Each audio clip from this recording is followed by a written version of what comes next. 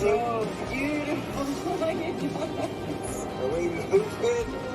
So weird. The effect's not quite the same on film. So we're on our way in a snowstorm to go try to find someone that's lost in the woods. You'll say a prayer.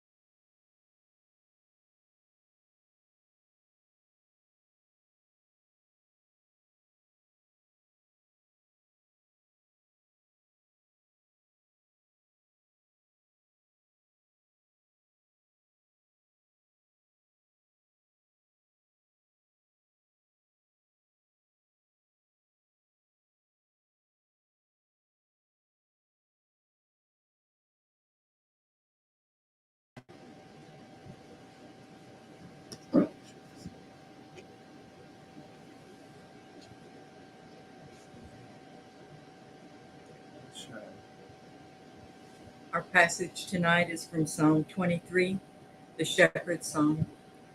The Lord is my shepherd, I shall not want. He maketh me to lie down in green pastures. He leadeth me beside the still waters. He restoreth my soul. He leadeth me in the paths of righteousness for his name's sake. Yea, though I walk through the valley of the shadow of death, I will fear no evil, for thou art with me. Thy rod and thy staff, they comfort me.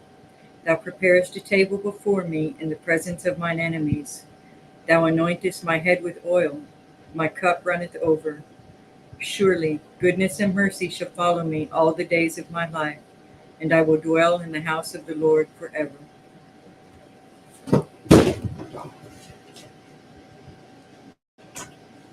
We're going to turn off the air conditioner so that it's not so noisy. Hopefully you could hear that verse. Give us just a second.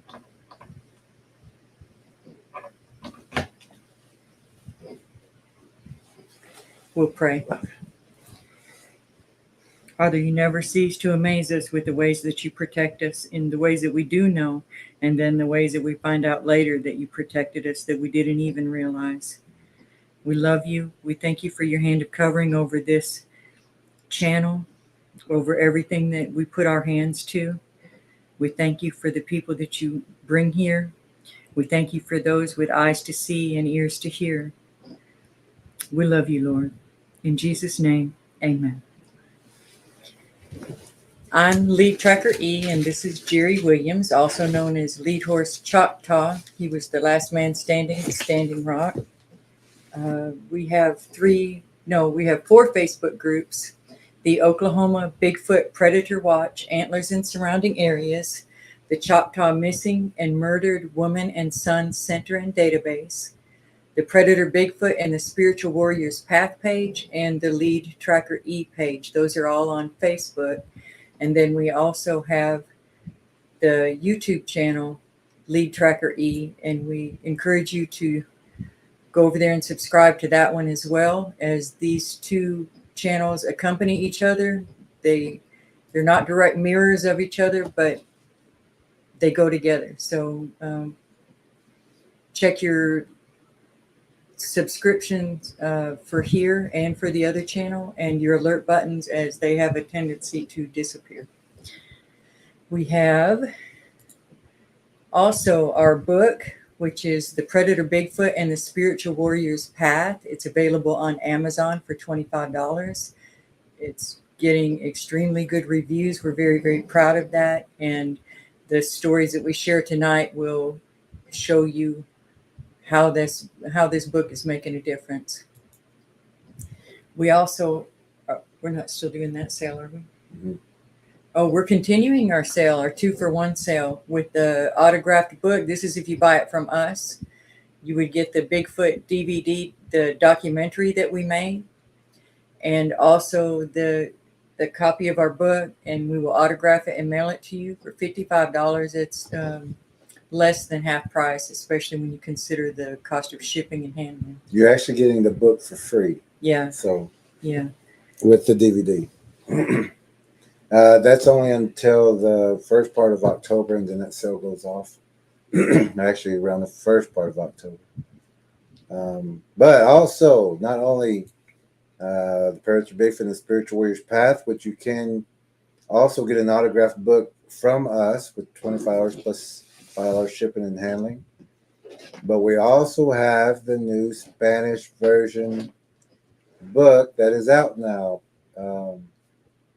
That's a very big. I didn't think it was that big. But it's the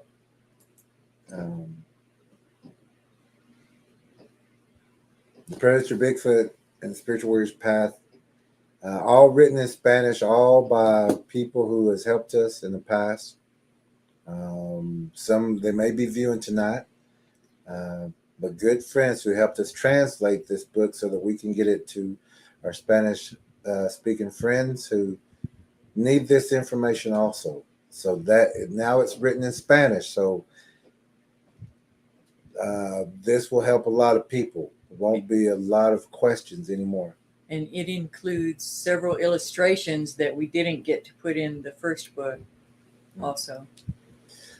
Also, we have a webpage, Predator Bigfoot and Spiritual Warrior's Path. You can go to predatorbigfoot.com, predatorbigfoot.com, and it will take you to the webpage, and we can also, it has links to some other important information, plus where you can get books and DVDs and things like that from there. And we have updates on our next ventures. And we're very thankful to the young lady that volunteered to put that website together for us. She did a beautiful job on it. Very, very grateful. Let's see. The DVD by itself is $55 if you would just like to have the DVD. Some people just want the DVD, but right now it's the best time just to get the DVD and the book combo, so you're actually getting the book for free. So, and that is also an autograph book. You can get that through here through the description or in the link, and that's also with Cash App. We will send that out to you right away. We also have on Lead Tracker E's channel, the accompanying channel, we have Tracking Miracles and Encounters. That's stories that we need to catch up on because there are a lot of miracles around us that people would like to share, and we encourage you, subscribe to that page or to that channel, and then you'll get an alert. Set your alert so that you'll know when more episodes of that are coming out. There are some amazing stories about God's divine intervention and divine orchestration. They both play their roles. And there's a couple people out there we haven't forgotten.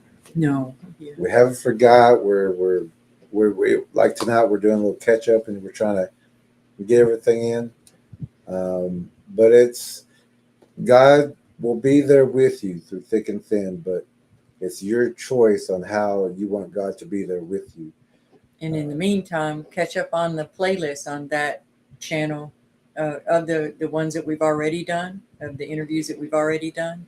And then also we have the Standing Feather stories, which are on that channel too. And sometimes you have to go through a consequence if you've done something or accidentally done something. there is still a consequence, and God will may not. You may come out bruised, and you may come out a little scuffed up, but um, God will still be with you. So don't blame God for situations that you've gotten yourself into, either by accident or on purpose. But Tracking Miracles Encounters does show you that God is with you always. This is the Standing Feather Stories series, and those are Jerry's stories as Lead Horse Choctaw. The behind the scenes stories of major things that happened in the news. Everything from the assassination of a very dear friend and important leader of the Lenca people, and when he was the last man standing at Standing Rock, the things that they weren't showing you, and there was a lot going on. It's important stories, and they need to be told. It's an important part of oral history too. And I think one of the ones we were talking about doing next is the capture of Jerry Williams. That's when I was in an El Salvadorian prison. So that's a story that still needs to be told as well. And it's still in the process of where I was going, what I was doing, and how I had to go through certain things, which I understand. A lot of things we have to go through, whether by accident or on purpose. But I wasn't trying to get into a jail system or a prison system in El Salvador, but I let other people. I wanted to help more people, and that's what got me in that situation. If I was just stuck on my path by myself, I wouldn't have been in that prison. But that's a different story, and we'll have that on Standing Feather Stories as well. But in the meantime, there's several stories already there on the playlist on the Lead Tracker E channel that you can catch up, so you'll be ready whenever we start the next one. Becoming a Patreon member if you'd like to help out the channel. Help us out with what we do. We actually need a oil change. Okay. We're actually needing an oil change because we have some other places that we need to get to very soon, and just a few little knickknacks that we're going to need very soon. Just to let whoever is able to help support, Cash App is available. We do appreciate everything that we use, and we also show what we do with the funds that we raise. But we do have some things coming up very quickly that we need to take care of, but we also need an oil change to get on our way without damaging our vehicle, because we need the vehicle to continue with what we're doing. Cash App and PayPal is in the description below, or become a Patreon member. It all goes to fuel, food, and supplies, and this time, I think we're going to need a little help on some oil change just to get to another place that's a little out of our range right now, but we know the people need help, so we're going to venture that way regardless, but we'd rather do it safely instead of trying to push something to the limit when we don't really want to do something like that. And this is for an individual that will hopefully be able to get also on for a presentation, a conversation with him. His brother has lost 2 dogs to the Bigfoots, and now he's also lost 2 dogs, including a large cane corso. You know how big those dogs are.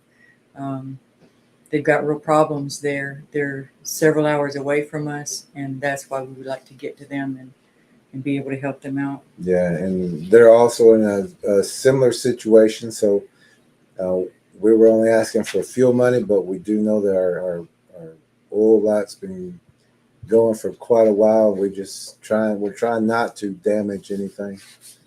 But everything is appreciated.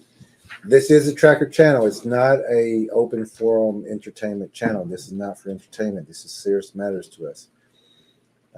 So here we have monitors, and we'd like to have our monitors keep the conversations down or keep them to a minimum. We want you listening to the presentation, the lesson, or the interview to our guests. We want you to listen to exactly what they're trying to tell you, because there's other people who are going through this same similar situation you may not be going through right now, or you may have already went through this. But we need to have that information shared, and that's why we're doing this tonight. We want this information to reach more people. So we do answer the comments and the questions right after this, right after the opening. And then sometimes during the middle, we can take questions. But at the very end is where we would like for you, if you need a question answered about the topic or the interview that we're doing. We don't want to do off-topic things that has nothing to do with what we're talking about tonight. And we would very much appreciate if you would hit the like button also, as those things help our algorithm. And another way that you can help our channel is when you listen back to any of our videos or live streams. If you just leave the ads playing, that helps us too. Just mute it. Yeah. I mean, sometimes they're good ads. We try to. Oh yeah, the ads. We click over the ads that we don't feel represent anything we would have on our channel. So just anyway, that's just another good. You don't have to watch them; just let them go through and don't pay attention. We don't know if the advertisers would like, which we don't have any actual. Yeah, we don't have any sponsors. Yeah, we're not. Or anything. Yeah. So all that's out of the way. Let's get to the comments real fast. Welcome everybody. Comments first. Yeah. I think I said that right. And then we will begin with what we're doing tonight. And let's see where we are at. And we want to thank everyone who is able to help support the channel. We've still got places to go and things to do, and people are waiting on us. We're just letting them know that as soon as we can get there. And just even like tonight. But we'll get to that in just a minute. Let's get to the comments. Yeah. All right. Okay, we're going to tell everybody hi. Cube is here. Oh, Cubinator. Very first one. Where's Bob at? And Cube, if you want to put your link in the chat to your Facebook page also, you're welcome to do that. Blanquito is here. Hey, Blanquito. Hola, ¿cómo está? War Chief is here. War Chief is here. All right. Jennifer's here. Angel Isaacs. All right. Good. Oh, I haven't seen you in a while, Good Angel. seeing you, Angel. Joyce. Hey, Joyce. All right. Joyce is a blessing. JR. JR is just one of the best comical guys. Not even very. I don't know if he even tries to be comical. No, he's just witty. Just very witty at what he says. Hey, there's Judy. Hey, Judy. Hadn't seen you in a while either. Good. I was going to add you on that friends request today, and I don't know what happened. I was like right there on it, then I had to do something. Judy, good to hear from you. Jamie Alanis. Hola, saludos. Hola, ¿cómo está? Good to see you. And also, Jamie, and to our Spanish-speaking friends, that we do have the new Spanish version out. Also written by people. Oh, there it is, right there. I didn't know we had. It's got some illustrations that we've shown here on the channel before recently, but they're not in our first book. Very detailed. We'd like for them to be in the first book, and then we looked at it one day and we said, "Hey, wait, where's all the illustrations?" And it's all written in Espanol. So and we're very thankful to CT and Jose and Tanya for doing that with us. Yeah, we appreciate very them grateful. so much. And we'll do a separate live stream about that book too. Mm-hmm. Mike Walt. Oh, Jamie says it's 5 o'clock there. Mike Walton. How you doing? All right. What's he been up to? Says, sorry, been out. Was in hospital with pancreatic attack for almost a week, but I'm back now doing good. Oh, wow. Good, Mike. We're glad you're back. Hope you're on minerals. Man, we was wondering about you. Been quiet. We was worried about you. Yeah, we sent a message, but we didn't want to bother you. But we hope to see you at at Honeby in a couple of weeks. And if you are there, we got a surprise for you also. It's gonna, and hopefully we can get a hold of Pyromedic too, Okay. because that's gonna be.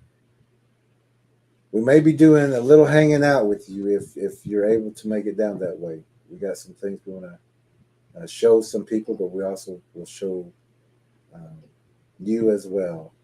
And everybody's saying hello to Mike. Judy's glad she caught us live. We're glad we're able to come back and do it live. It's been a little bit. And Mike says, best wishes to all my squatchy friends. Hope you're all doing well. Margaret, all right. Hi, Margaret. How you doing, Margaret? Good to see you here. Wow. It is. God bless you too. Jamie's saying they have Bigfoots in Northern California. Yes, you do. Yes, you do. Southern, Eastern, Western California. We have a new name. Tony Vitale. Vitale. I hope I'm pronouncing that correctly. Hello, all first-time listener. Well, we're very glad you're here. Yeah, you got a lot of people who are very good here, so and everybody's respectful. Good group here. Everybody's saying hello, Jody. There's Jody. Right. Hey, There's Jody. Jody. With a great grin. She's always got a great grin. Let's see. Jennifer is welcoming Tony. Good. Hey, there's Wedge. Look at that. Hey, Wedge. All right. How you doing, Wedge? Good to see you. I'm glad you're here. Always glad to see you show up. And thank you, Jennifer, for that.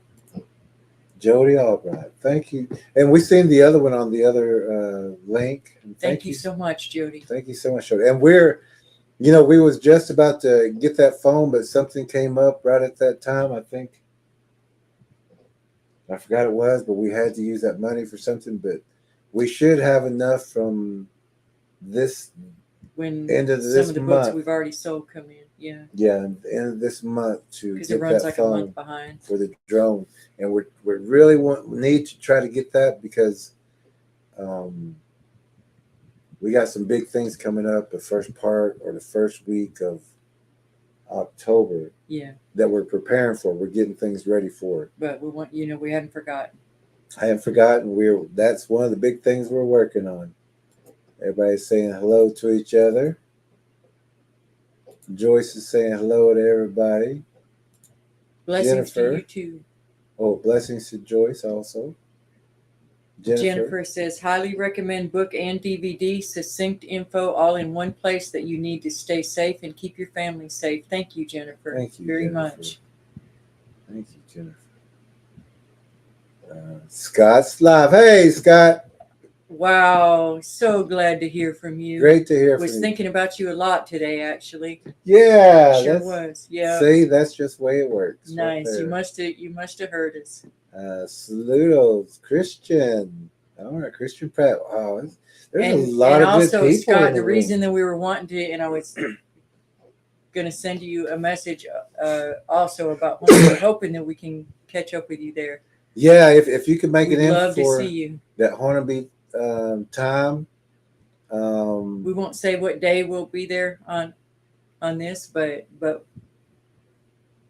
and we got everything. We got everything taken care of, but we would like to see you. And there's a couple of special visitors that's going to be in about that time that we talked about. And we'd love for y'all to meet each other. Yeah, and even Mike Walden should be there. Yeah. Hopefully, Pyro and I know we're going to run into a couple more people that is going to be a blessing to see. Hey, Christian, bendiciones. Christian, what is Jamie saying? Jamie said, "Yes, Jerry, I've been a little careless."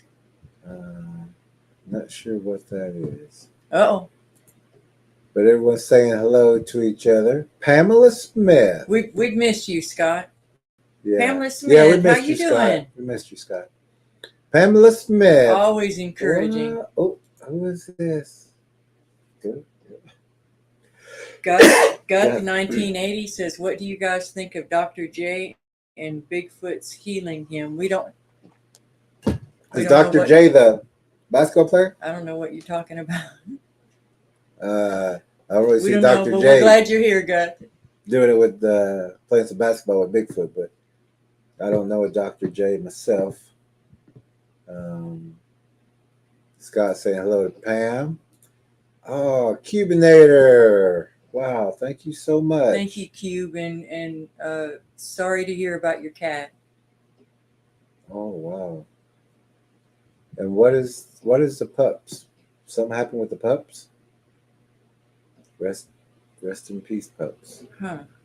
We're not sure what you're talking about there, Jennifer. CT. Oh, CT. CT, thank you. Thank you, CT. We're trying to we're trying to Figure out a way to help you. Get you some things, and you're helping us. Wow, thank you, and CT. hope your aunt's doing well. Thank you for keeping us updated on her. Yeah, thank you. Oh, thank you, CT. Yeah, we really do. We ran into a little snafu, but we're not drowning. No. We just want to get to that. But we just, the man with the dogs, oh, that's what Jennifer's talking about. It threw me off because we were talking about Cube's cat. She's talking about the man with the dogs. Yeah, that's awful. That's terrible. Yeah. Jennifer says, I have to say Jerry and Ella are like landscaping artists when they helped us here. Now I know what to do. Yeah, and we were talking to... She's a quick learner. And we were talking to Cubinator in the meeting, and he's got a big area he has to scout. And we were letting you know, just do a little here, a little there, a little here, a little there. Try not to spend too much time in those areas. Just hit them, get back. Hit them, get back. Hit them, get back. And Scott, I have the underpainting done. I'm not going to leave it up for long because I don't want, because it's, it's just underpainting. Yeah, it's not. That was one of the things I was going to ask you. Keep going on. But anyway, we smile every time we see that one. Let's see. Oh, here we get. This is Cubinator's Tracking Bush Predators Australia. And this is on the Facebook group page.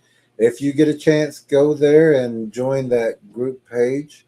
He's working hard to get the information out. Yeah, and we can support him that way and build his... He's taken a lot of time to explain and teach people, and he's putting up with a lot of grief in his region for which we all are, and we all expect it. And we expect it. Do you know this person? Yes, I know this person. How you doing, Cindy?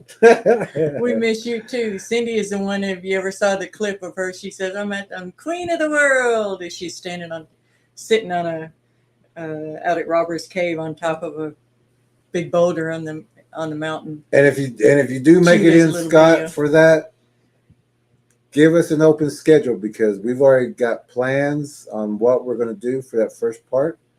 Of course, we would love to have you and your wife there. Be able to catch up with you. Yeah, a group is going to be there. We're not saying what group, but until afterwards. But you know what we're talking about. But Cindy, we want to take you to one of the same places that we took Cindy to, because I know that's a giant door.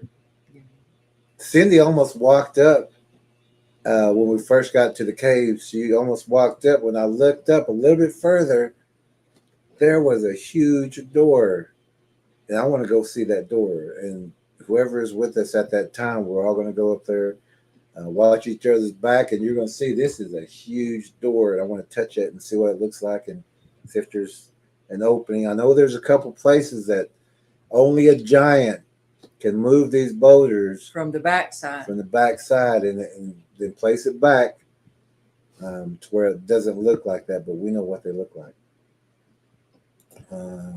Cube says there's his second Facebook Yowie group. Yes, he got handed that one, and and he's doing a great job with it, but he's putting up with he's having to block a lot of people that don't like the non Bigfoot lover groups, people. Yeah, the Bigfoot lovers don't like the direction that he's taken the page, but he's taken the page in the correct direction, correct way, in the yeah. truthful direction. Jamie says, Jerry, I know I'm going to love the book. It will be like no other. You are correct on that, and everyone who's read this book will let you know that same thing.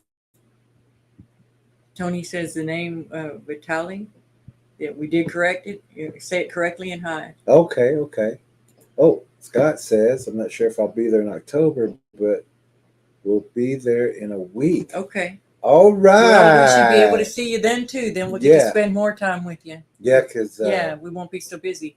Yeah, if you want to. And even with the people with the dogs that are missing, we're going to see if we can do that right after the first part of October, because we've got some guests coming in. We want to make sure that we're able to just do that, and then we'll take care of the next thing. But we do know that we have to get to these other areas as soon as possible. And they have a lot that we've suggested that they do in the meantime. They've got a lot of things that they can be taken care of on their own. Look at this. He says, did you get the book I sent? It should have arrived. That was you. That was you. We're like, what is this? I don't know. We sure did. We sure did. Haven't had a chance to look in it yet, but thank you for solving that mystery. Appreciate you. It looks really good. Hold on. He went to go grab it. We opened that. We're like, wait, that's not our book. What is this? Because it came on the same day. We ordered 5. We ordered 5 of these so that we would have some. And here this is. Yeah, it looks good. Thank you for solving that mystery. Oh, you know what we should have thought, because remember when we got just a random charger and we didn't know what that was? Yeah, we didn't want to touch the charger. Even the book was like, someone says it's something that's kind of throws red flags. We missed you very much. We talk about you almost daily. Yeah, we sure do. In good ways. But we do. We got it. Everybody saying hello to Cindy too. Look, there's Graybeard. Hey, Graybeard, how you doing? It says late, but we haven't even really gotten started yet because we have a couple of guests that are coming in later. They need a little bit more time, so we're taking our time greeting everybody. Yeah, we got a little time. Cindy says, "I love y'all. We love you too. We love you too, Cindy. And we love the new look and everything you're doing. Yeah, you look very happy." Graybeard again. Graybeard. Cindy saying hello to everybody. And Scott said there should have been a note enclosed. No, all it said is a guest receipt. Is it in the book? But no note. We didn't find a note. But we're glad to hear from you. I wonder if it's in the package. No, I looked. Oh, okay. And Cuban there says, yes, yeah, I stand for truth. And anyone not on board with Bigfoot Predator Truth is gone. Good. It just has to be that way so that people don't get confused. Cindy, Jennifer says, if dogs are a man's best friend, then cryptids and Bigfoot hybrids are man's worst enemy. Well, one of them, yeah. Good job. There's a lot of them. There's a lot of man's enemies. A lot of them, yeah. And Jamie is saying, you have the answers to the mysteries of the hairy beasts of the woods. Yeah. Hey, is that Kendall? How you doing, Kendall? Halito. Halito. Chukma. Kendall, wow, Kendall we had a lot of great people in here tonight. Yeah, Kendall was a stickball player. He did very good. I think y'all might have played in the semifinals this year. I mean, in the championship. I'm not sure, but glad you're here. Glad you're here. Good stickball player. Okay. Okay, so tonight, now that we're caught up,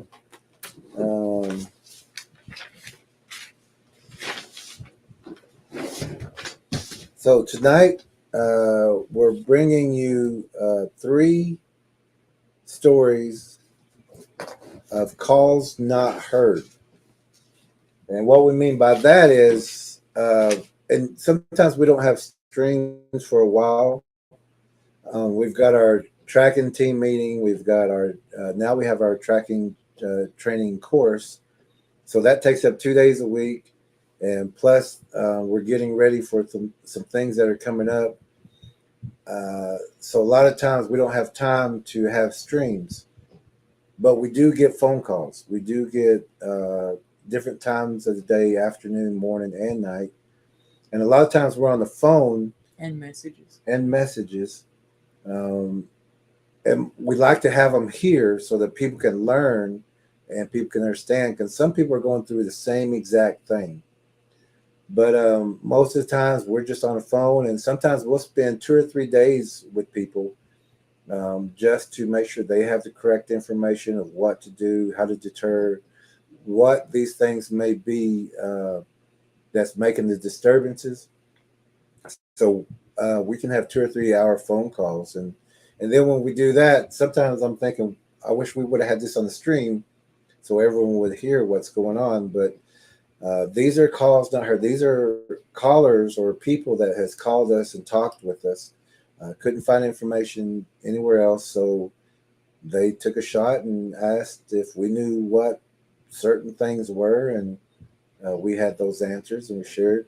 But we also shared deterring techniques and what they can do now, because we can't be everywhere at the same time, and we've already got places that we still have to go to, and we're trying to keep it in order so we don't forget anybody. We don't want to miss anybody. So a lot of times it's just a phone call, and what we can do right then. We want to know what's happening right now. How can we help you right now? We don't.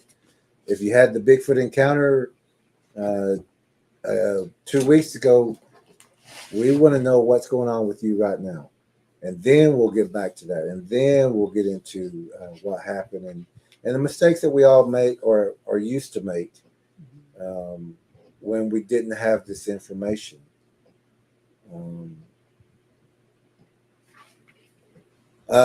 Mike, the Hornby Festival is the first week of October.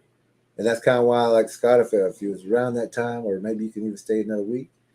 Uh, but Mike, if you can be there and your family there, you're more than welcome. I know that everyone who's going to be there knows you or knows of you. And so it would be a blessing to have you and your family with us also. Um, War Chief is put up. Thank you, War Chief. Let me go ahead and put that up also.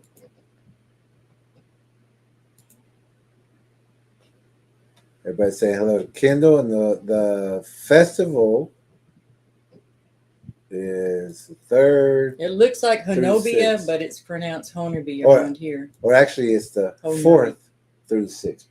4 through the 6.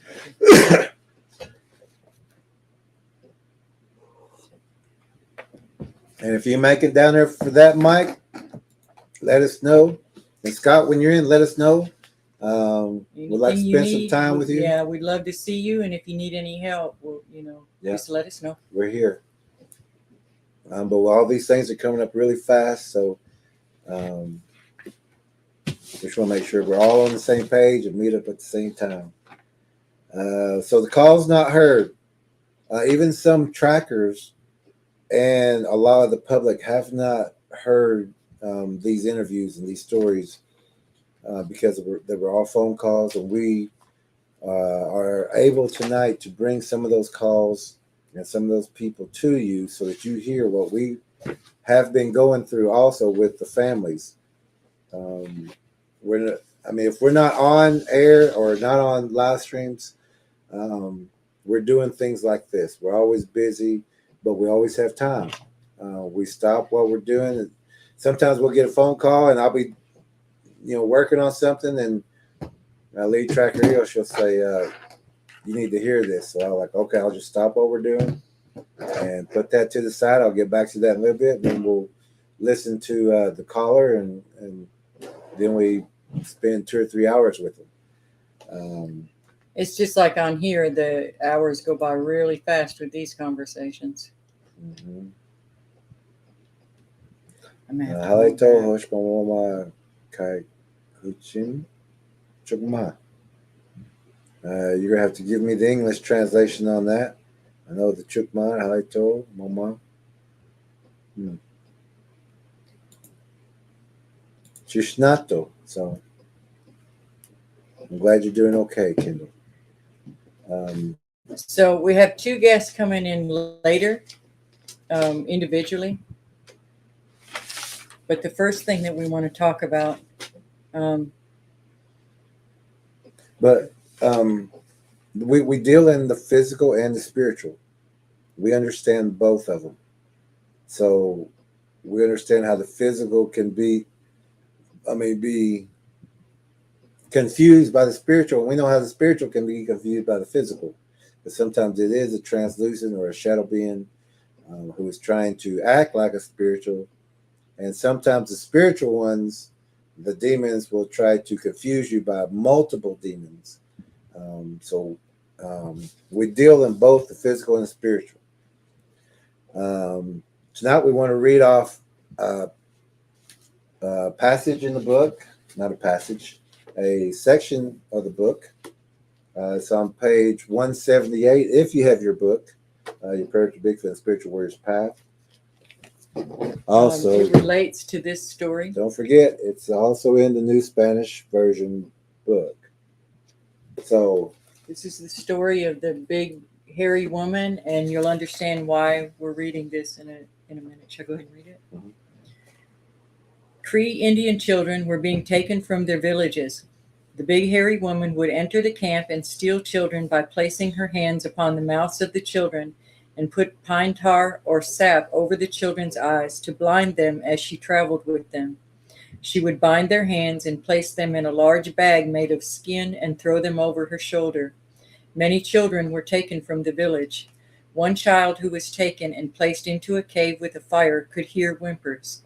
When the big hairy woman left the cave, the child felt the fire and leaned forward. The pine tar or sap began to melt. As the child's eyesight returned, he noticed other children bound and told them to lean forward to melt the pine tar. Each child helped the others to become free from their binds. The first young child devised a plan to act as if they were all still bound, and when the big hairy woman got close to the fire, they would all push her in. The big hairy woman returned, and as planned, the children all pushed the big hairy woman into the fire and fled the cave. The children made it back to their village and informed the village of what had happened. And then we're going to skip a few paragraphs, and we're going to read 181. Starting here. And then we're going to skip a few pages or skip forward a page to 181, second paragraph down. The solstice ceremony, called the Gate of Souls, is a time when birthing energies of man and woman to create children arrive. Predator people and predator Bigfoots also use this time to steal women because the energies of man and woman are arriving and taken before, during, and immediately after the solstice. We as ceremony keepers now keep the good energies from being used to produce demons and predator Bigfoot and predator hybrids from attaining the energies. Women and children are to be carefully watched during this cycle. May 21st to June 21st is the time for the male predator Bigfoots to gather or steal women of age to rape and try to produce offspring through that stolen human. A tracker in the far north, who is a former Special Forces soldier, has assembled his own team to search and rescue those who go missing in the forest. He often reached out to us for information and knowledge regarding the predator Bigfoots and predator Bigfoot hybrids, and we shared with him the Creek tribe story of the big hairy woman. Shortly after this conversation, a young woman had gone missing in his area. He did not want to wait 24 hours for the authorities. He is a spiritual person and uses that as his guide. During the blood moon at solstice, he began his own search and rescue tracking operation because he knew the area and that the predator Bigfoots and hybrids had been taking people from that area. He knew this because this was not his first track and locate. He knew that there was no time to wait. He tracked the predator Bigfoots to a cave that he had to climb upwards 50 feet to the cave's opening. Predator Bigfoot symbols, signs, and prints led into the dark cave. The tracker found the young woman 150 yards in the cave, unconscious and naked, with a pine tar substance covering her eyes, just as we had warned. This was the same exact time of the June 21st solstice, June 21st, SOL-ST-ice.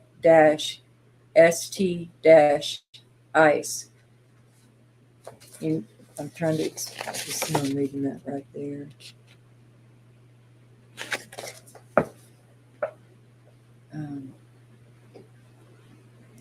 SOL is soul, like our soul. The ST is for spirit or saint, and ice is for winter, solstice, solstice.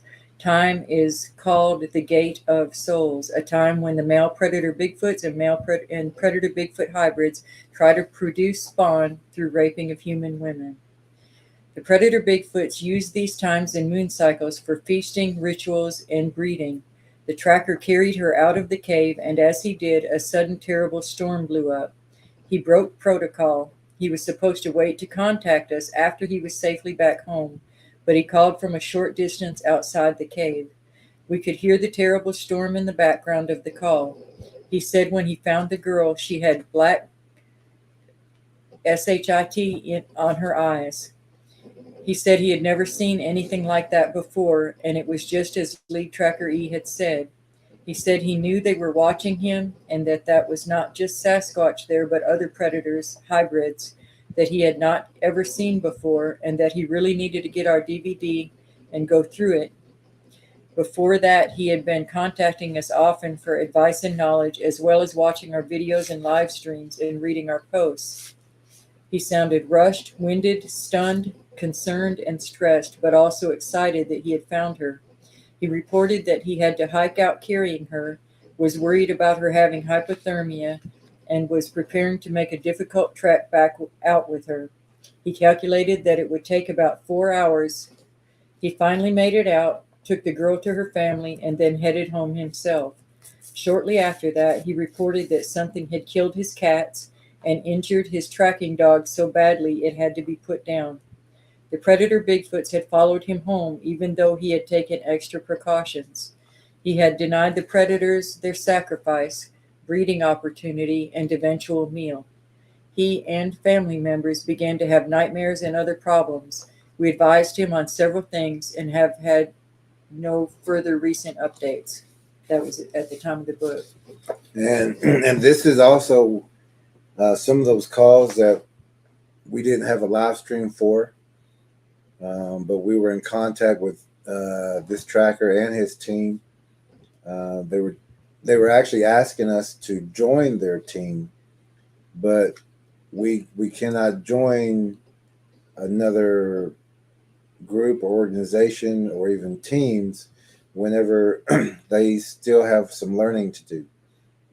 We can't join them. They can join us, but we can't join them because we'd still be teaching them. And we're independent anyway. And so we've had a lot of contact just back and forth with the phones, because also at this time we were in another situation. We was actually dark on radio protocol with everything, except for certain people. And we were using another form of communication. But he would call us and ask us questions, and we would give him those answers. We sent him the DVD after, probably about a month later, after we got out of the situation that we was in, and we were surrounded in that situation. But this was, this tracker broke protocol. He was supposed to wait until he was completely out of that area, out of that situation, because other groups will come in and try to shut people up, and they don't. Some groups don't mind hurting people to keep this secret, even though it's not a secret. This is all common knowledge to all of us. So we want to play you an actual phone call from that tracker. So we want you to listen to this tracker who is in this situation. This is a live phone call. Okay. There's going to be a lot of background noise because of the storm, but hopefully you all will hear. We'll play it through twice because it is difficult to hear some of the words. You get the speaker ready? Mm-hmm. Okay.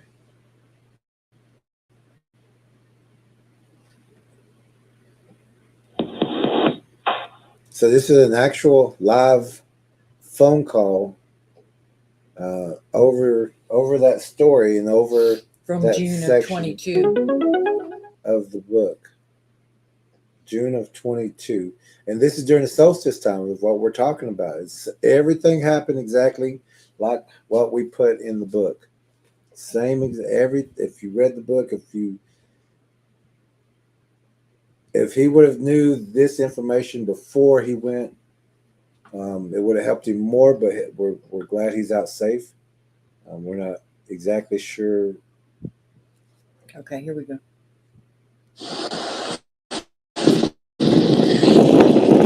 Trackers, I'm in this rough bush here. I found the girl.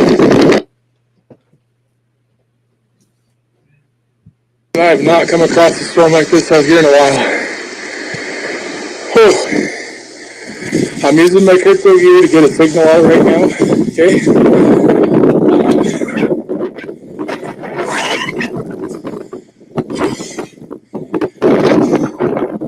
She's unconscious, naked,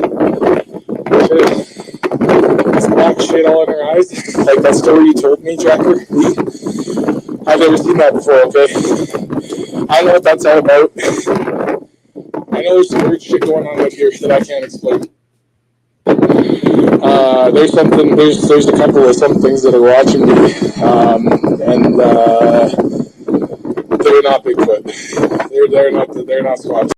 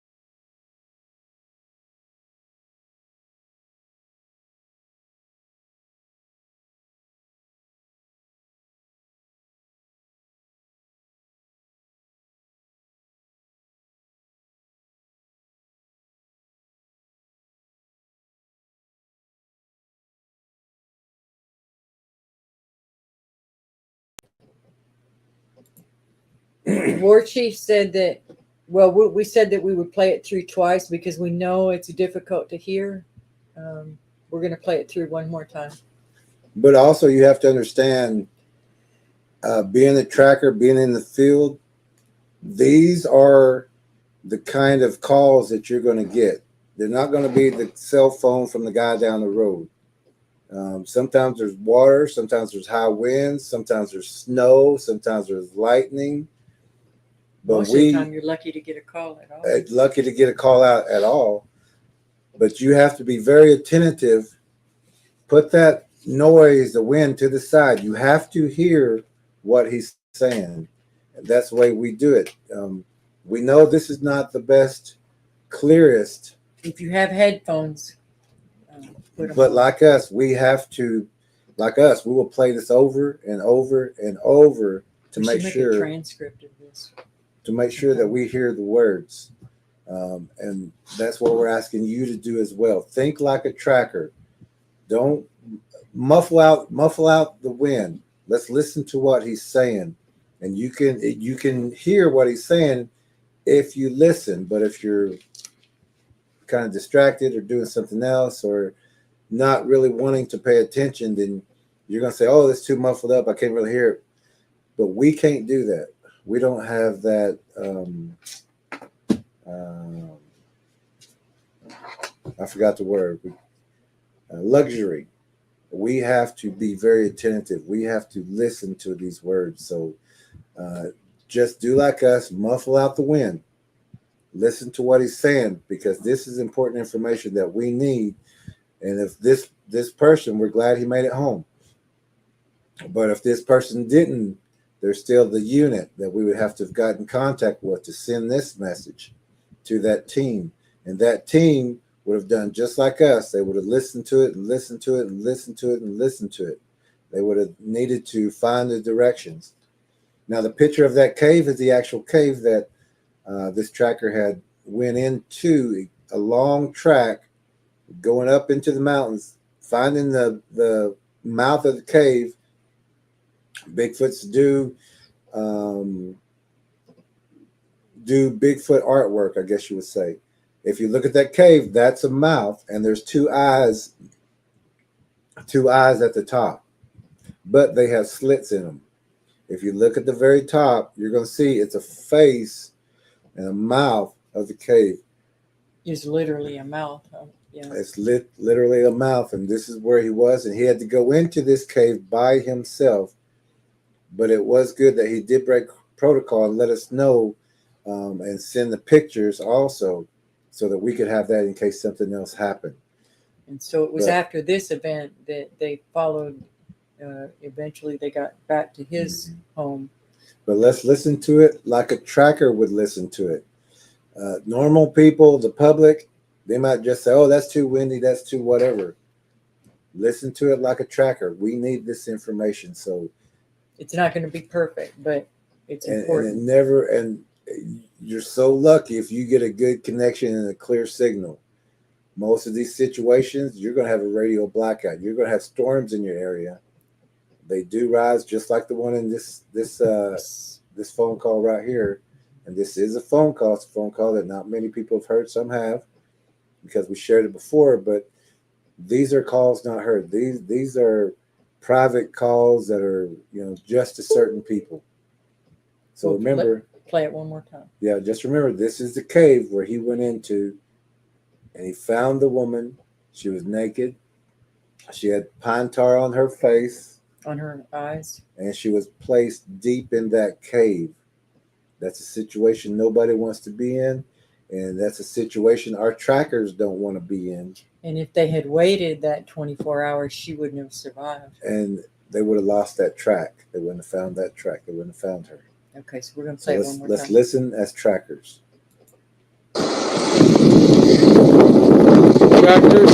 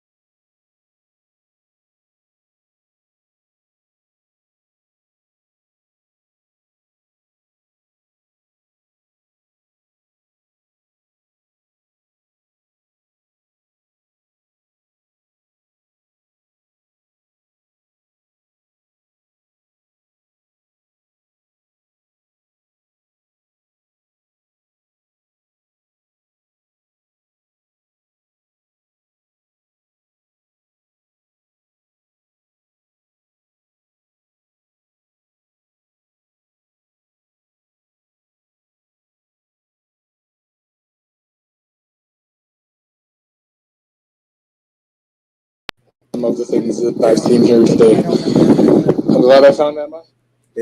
Are y'all able to hear us and Can you hear? chat?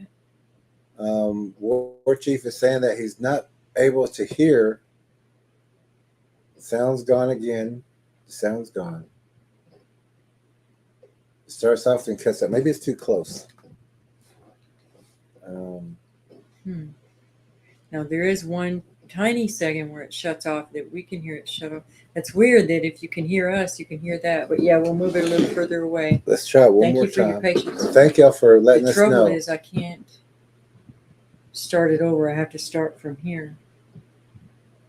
So we can either talk for 3 minutes while this finishes and then restart it, Okay. or we can, well, we're down. Okay. He In says 3 minutes it'll start over. he said it says trackers and then it turns off. It's so weird. He can hear us but not the call. Hmm. Wow. Okay, what if we just hold the phone and not the speaker? Man, it's hard to hear It'd be too without hard that. to hear. It'd be too hard to hear. Maybe we'll just put this a little further back and see how that works. Yeah, because we can hear it real well. Play a little bit and see how it, loudness. Said, because I gotta know how to combat these things. I hear At least, Hear that? Like I know how, like the ones that set up the wines and all that shit and everything. Pardon my language. I got no problem with those ones. And driving them back and getting rid of all the predator shit and everything when they like to do traps. Well, Okay. it's only about a minute. We're gonna let that. We're gonna let that play out. Yeah, maybe it did something wonky when we put the speaker too close. Maybe it was too close. Okay, it looks like it's gonna work this time. We have to wait a minute and a half because we can't restart it until it completes. We can't back it up. Thank you for your patience. Mm-hmm. Jody says, Tracker E and Jerry, there was zero sound. I heard this with our class on Thursday, but this had no sound. She's saying she heard we played this in our tracker training course class this yesterday. Yeah, So she heard this call then, but something's going wrong today. And if you were in our tracker training course the other day, we cover some very important things in our trackers, just like the trackers before. You're getting more information than 99% of the world, I guess you would say. So we got about 21 seconds, and then we're going to replay this again.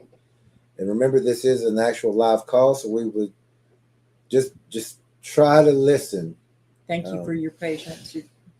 The way trackers do it, we have to listen. We have to get that information. Try to block out that wind sound.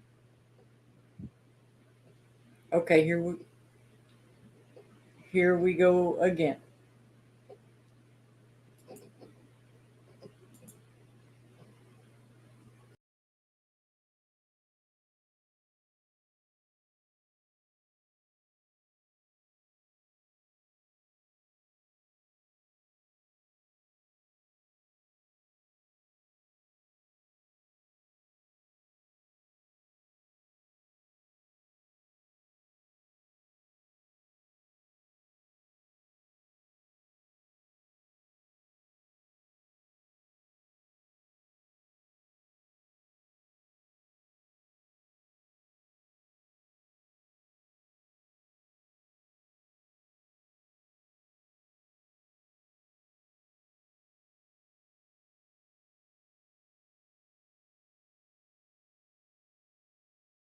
It works without it. Yeah, let's try it that way. So far he says, found the girl.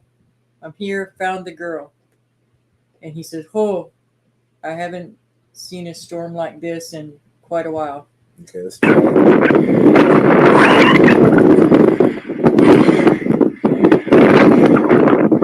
She's unconscious, naked, black shit all in her eyes. Like that story you told me, Tracker. I've never seen that before, okay? I don't know what that's all about.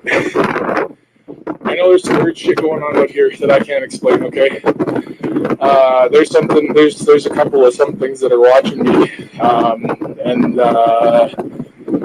they're not Bigfoot. They're not Squatch. And I found a cave. I'm pretty sure that it links to. God, it's rough out here. Oh, I just had to take a stop here to catch my breath and my bearings. You're right. I had no idea about these. I don't know. I gotta get this DVD from you guys because I don't understand some of the things that I've seen here today. I'm glad I found Emma. I let my instincts guide me as I always do, but there is. I have quite the trek back. She's nowhere near where they went where she went missing. So I really said that she went missing. So, yeah, I don't know. She's technically not even. She's not gone long enough for them. Like they tried calling the authorities this morning at like 3 a.m. and they're like, "Oh, how long has she been gone for?" I'm sure you. God, it's just awful. Like I'm in a spot where I can't make camp. I can't do dick all. I'm gonna sit down right now. Anyways, this I do not know where. Like it was calm. I found the cave. Okay, and I was very curious because I was about to actually send up my drone, and they're one of them. And it's one that I can map big caves with, but not little ones. It doesn't have that kind of technology. It was crazy because I was just about to pull out the cave. I'm like, I better map this first a bit, at least get a look in the first, 500 feet. Or yards, I should say, and make sure that it's all good. Oh, there's another blast. And then, boom, this hit. And it was like kind of drizzly, but nothing like this. So I don't know. I got to learn more about if there's different kinds of these things and all that. Some of the things that you guys have said, because I got to know how to combat these things. At least, like I know how, like the ones that set up the lines and all that shit and everything. Pardon my language. I got no problem with those ones. And driving them back and getting rid of all the predator shit and everything that they like to put in traps. But this is new. This is new. I'm not even that far out. Like I think I'm high enough. I come at about 40. I think I'm at about 4,200 feet right now where I am. So yeah, I've climbed about 800 feet. Yeah, I've had climbed about 800 feet to get to the escape system. So, like not climbed, like you know what I mean, like when you kind of, hoofing through some rough push up things that normal human beings would look at and think you're nuts. But anyways, I don't know what I'm gonna do right now. I know I got a certain amount of light left. Let's see. Zoom time 7:33. Okay. Yeah, I got time. I gotta get this girl warm. Like she's alive, she's breathing, but yeah. I don't even know how to explain when I get this. I hope you guys get this message and at least everything's okay. But man, this.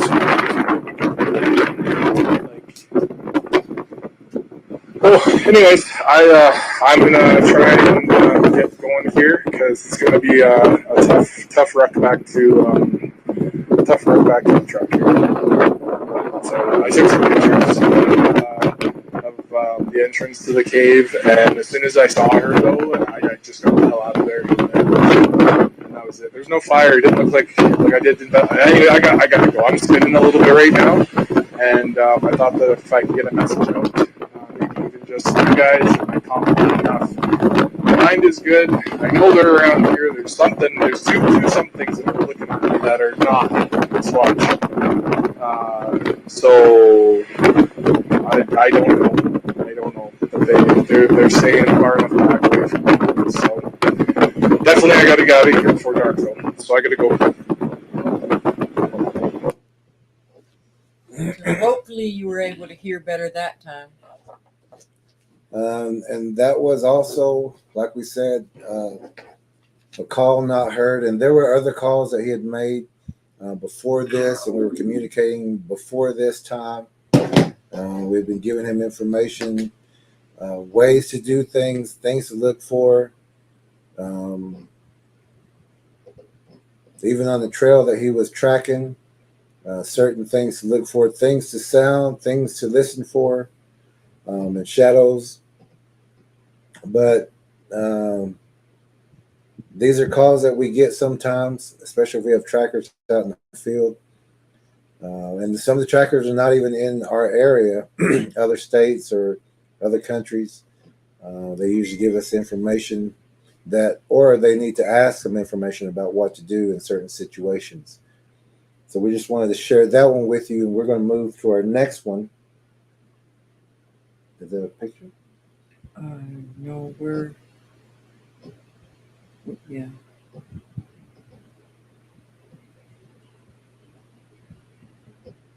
don't really have time to go through them. Okay. We'll go ahead and call her. Yeah. Oh, good. Everyone heard that? Good. And that was actually the cave. I'm going to show that cave again. And we're getting our next caller. We're going to call our next guest. And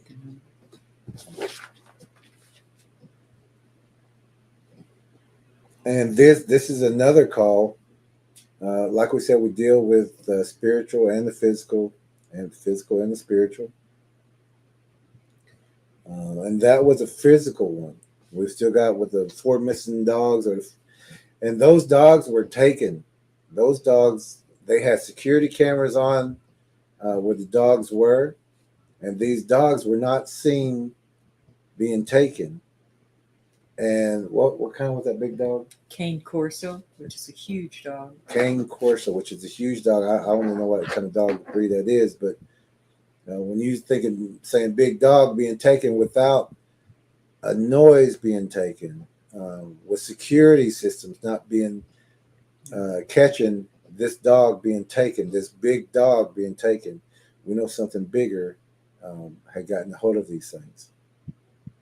Okay, this guest that we'll be talking to, we'll call her M&M,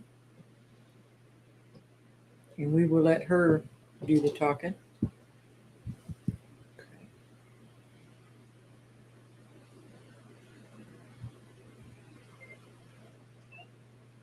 Hello?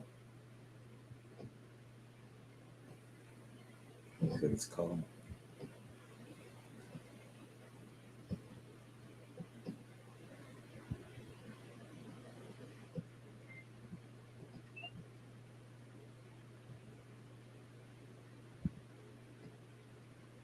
Call Phil.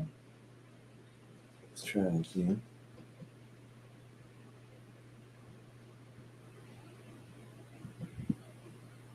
And we should send her our number too, and she can probably call us too. Okay. Yeah, because she's waiting. Okay, so our next guest is waiting. This is also another phone call that we received. I believe this was during the day.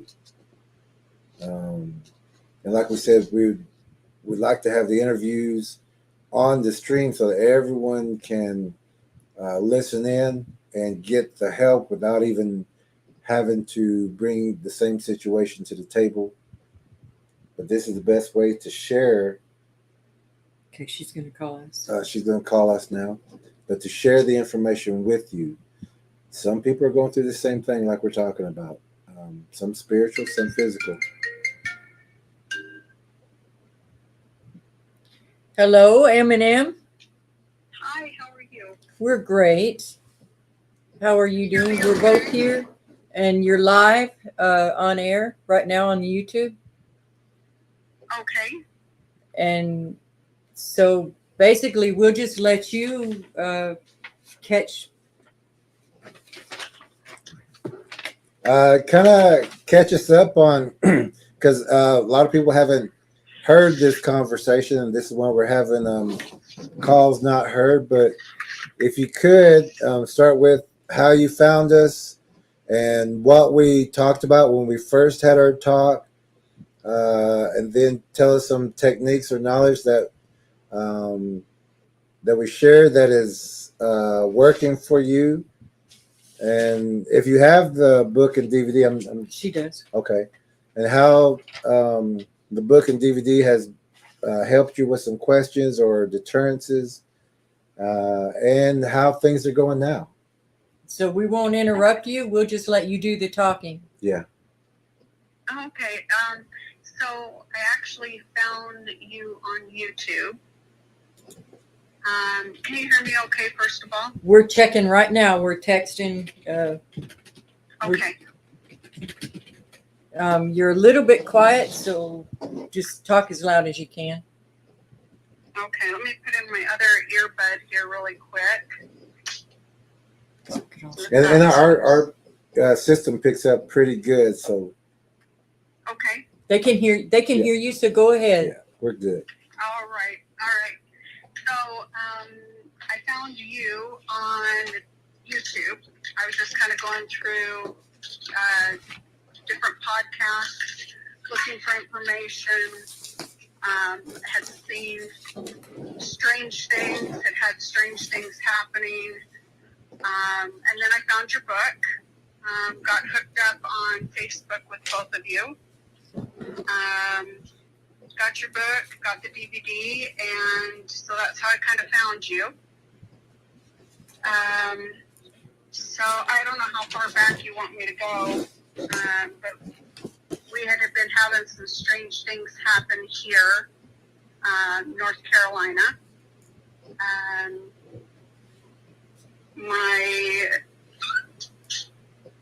daughter and her husband moved out here, and I followed out here to help them for a little bit. My little granddaughter started saying that she was seeing things. She was seeing shadows. All of a sudden, she brings up aliens, and I'm thinking, oh, no, not this. Because I had things as I was younger that had happened and been told, I'm just out here. I'm on the phone. I had things happen, and so just tried to fix and kind of straighten things out, try to get some information so that I understood it better, what I was facing from you guys. So I got your book, started reading it, and then I got a hold of Lead Tracker E and said, hey, I just had this crazy experience last night. I think it was almost an abduction, but I'm not sure. I don't know what to do. So I've been spiritually gifted ever since I was a little girl, and obviously my little granddaughter is too. I woke up out of my body, and I was watching my granddaughter. She was outside of her body too, which was really strange, and I recognized this, and she had a hold of my dog by its neck, and I was trying to get her to release the dog, and I was really confused as to why she wouldn't answer me, and she was so stiff looking at her, and she the backside or towards the couch, and as I looked up, I see two aliens, gray aliens, looking up over the couch at both of us, and I'm thinking, why in the world am I out of my body? Why is she choking the dog? Why can't I wake her up? And all of a sudden, I said, in the name of Jesus Christ, I cast you out. You are to leave right now.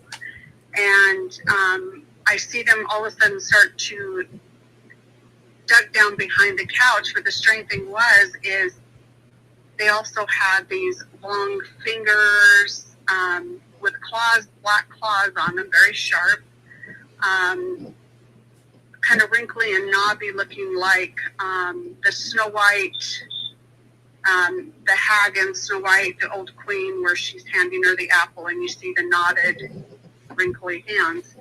But I could see these hands sticking up over the edge of the couch, and as the heads disappeared, then the claws slowly disappeared behind the couch also. And then I hear this kind of a boom, and I feel myself back in my body, but all of a sudden I'm in a paralysis type state, and I kept saying, in the name of Jesus Christ, Jesus, please save me. And all of a sudden I'm awake, and I'm looking around going, okay, that was weird. And I've had a few of these out-of-body experiences where I have to pull myself back into my body. And as I've been reading your book and seeing that, mind speak, keeping ourselves inside of our body, I'd also been praying with her. The blood of Christ is covering us, is protecting us, protecting the home. And that has really helped her. She still every once in a while will have a night terror. Still every once in a while will get scared. But I've also had some experiences where I've gone out to put the chickens away, and it's been very dark. I'll hear a hooting of an owl, which is kind of odd. It's never happened before. But there's this hooting of an owl. And as I'm walking under the great big magnolia tree, which is a good probably 30 feet tall, I hear this growl. And I just thought, okay, well, this isn't good. Get the chickens in their pens and, get back in the house. So those kind of things have been happening. And then as I read through the book, too, I'm realizing I need to make sure her closet's cleaned out. And so I did take your advice and been cleaning closets out, making sure that things are dusted out, cleaned out. Too many little junkities around are picked up and put away or gotten rid of, one of the two. That's kind of what's been going on, is just those kind of things. As far as Bigfoot, I've had several experiences when I was in Idaho with those, I believe. Also had a walking wolf when I lived in Sedona. So just those kind of experiences have kind of been around. But as of now, things have gotten quieter. She hasn't talked about seeing shadows. She hasn't talked about seeing things. As far as night terrors, she hasn't had any for a little while. So that's kind of what we've been doing around here. I don't know what else do you want me to go into. I know one time that we talked about the rebuking. Yes. And how we let you know that it'll be more than one entity or more than one demon, and that they'll try to confuse us into thinking that, our words aren't powerful and that Jesus isn't powerful. And so, have you been doing a lot more rebuking? I have, yes. Matter of fact, I have also been blessing the house. I have been intentionally over thresholds, making sure that those thresholds are blessed, making sure the property is blessed, and that the blood of Christ is upon us, casting out if something feels off. If the energy, even if the little girls aren't sleeping well, I'll go in and pray over them and cast things out. And then things calm right down again. So I have been noticing that. And I have noticed that in those times where I've had to rebuke, I've had to do it with very firm conviction, and really feel the love for Christ in my heart as I'm rebuking, so that it gets rid of them. Because it's like they test you. They stand there and watch you. Like, are you really, do you really believe this? I don't know if that makes sense. It absolutely does.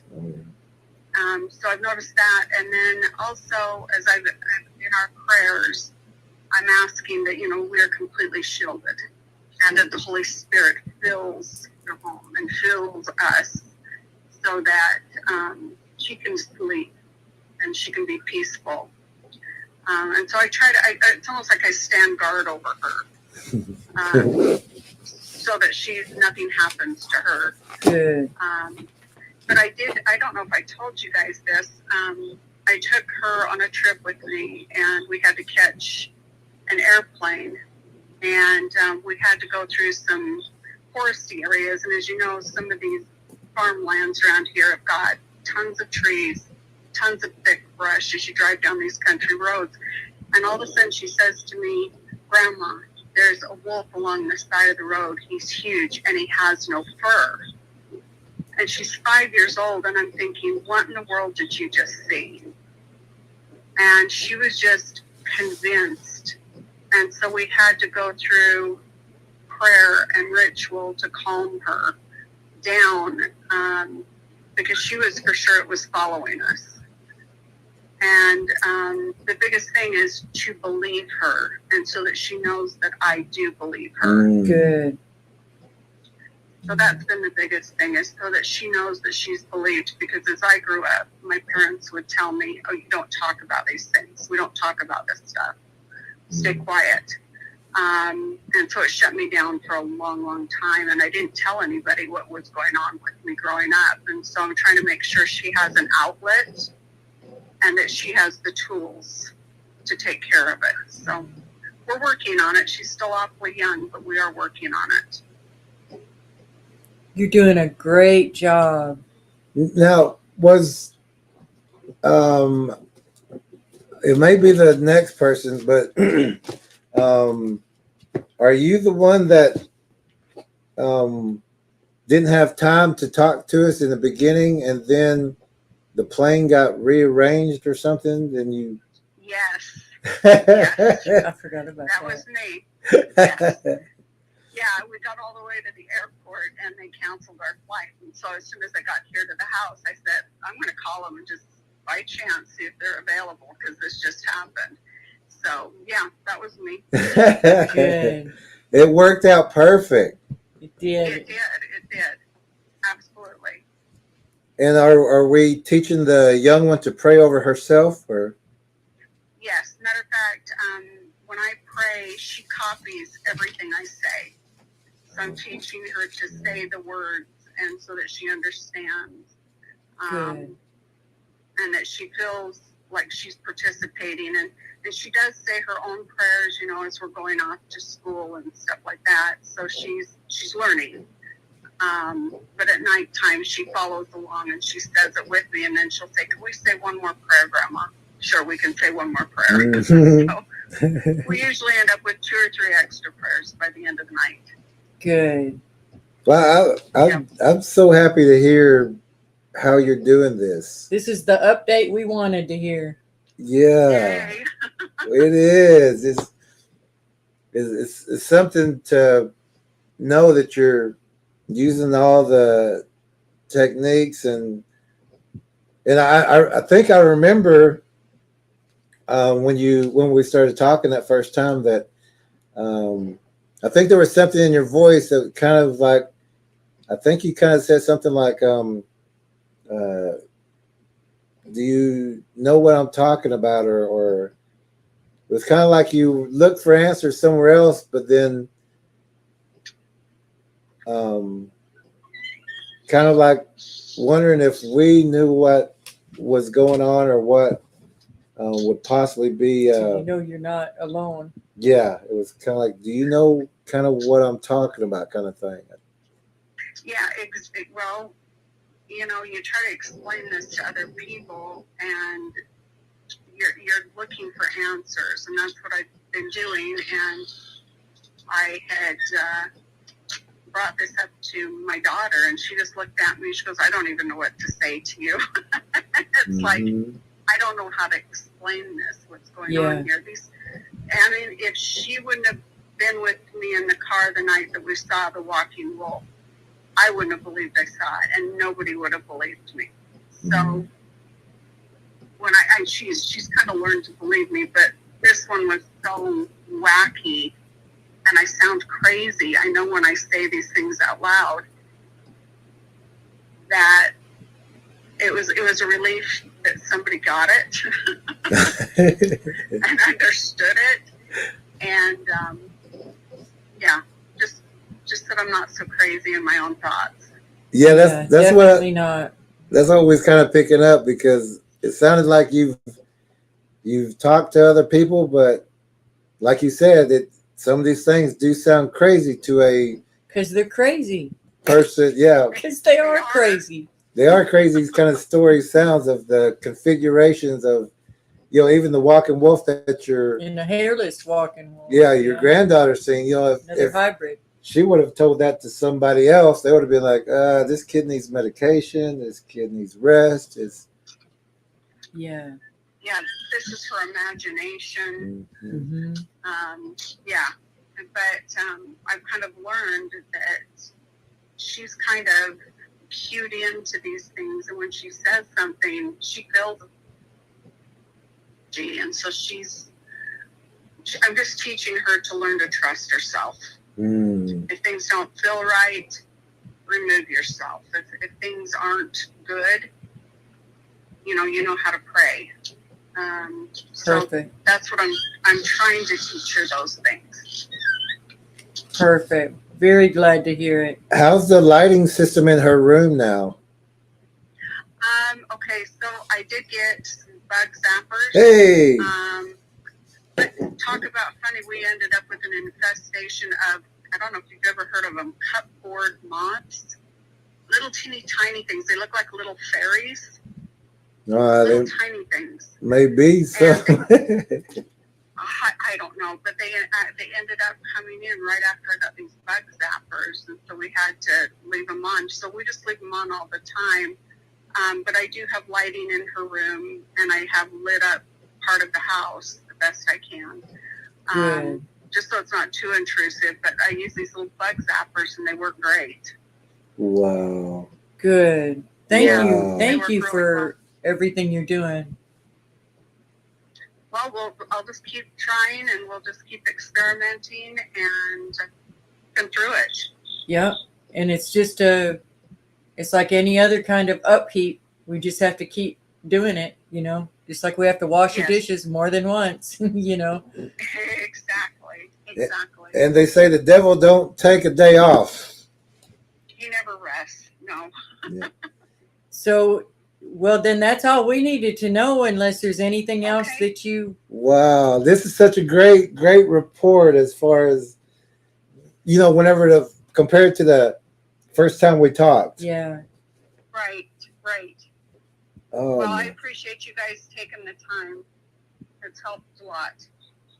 And, keep our number and keep us updated. Okay, I sure will. And thank you very, very much. And we're going to have another guest on after this. If you just want to listen on the regular YouTube channel on the live stream. Yep. I sure will. Thank you so much. And I don't know if you're watching or can see us, but you made me smile, or you made us smile. I stepped out in the garage where it was quieter, so I wasn't waking anybody up while I was talking. So Yeah, because you're a I'll little go back later in and than we are. watch. Well, have a good evening, and God bless Thank you you. very much. And stay in contact with us. Stay in contact with I us. sure will. Thanks so much. Okay. Bye. Bye-bye. Okay, God bless you. So that was a caller that Ma's got a little watery. Maybe it's just the air conditioner. That's it. The one we turned off a while ago. Okay. But these are also phone calls that we get to talk with people.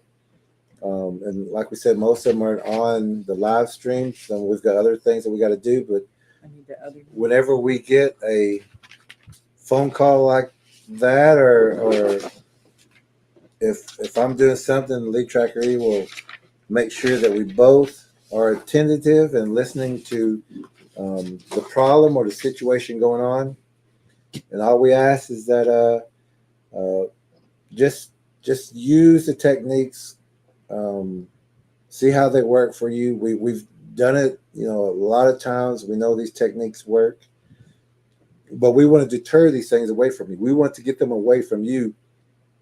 And like we say, they may go to your neighbors. They may go to nearest other people, but unless you can help them and let them know, because a lot of people won't listen. A lot of people, you talk Bigfoot, you talk spiritual, you talk demons, entities, spiritual things, people like, even though we are that, sometimes people just can't grasp what you're talking about when you're saying, I've seen something, or it looked like a little animal or a little insect walking by, or the drawer opened up, or something moved, or blurred, or it's in the closet. It's underneath, like the children say, it's in the closet, or it's underneath the bed.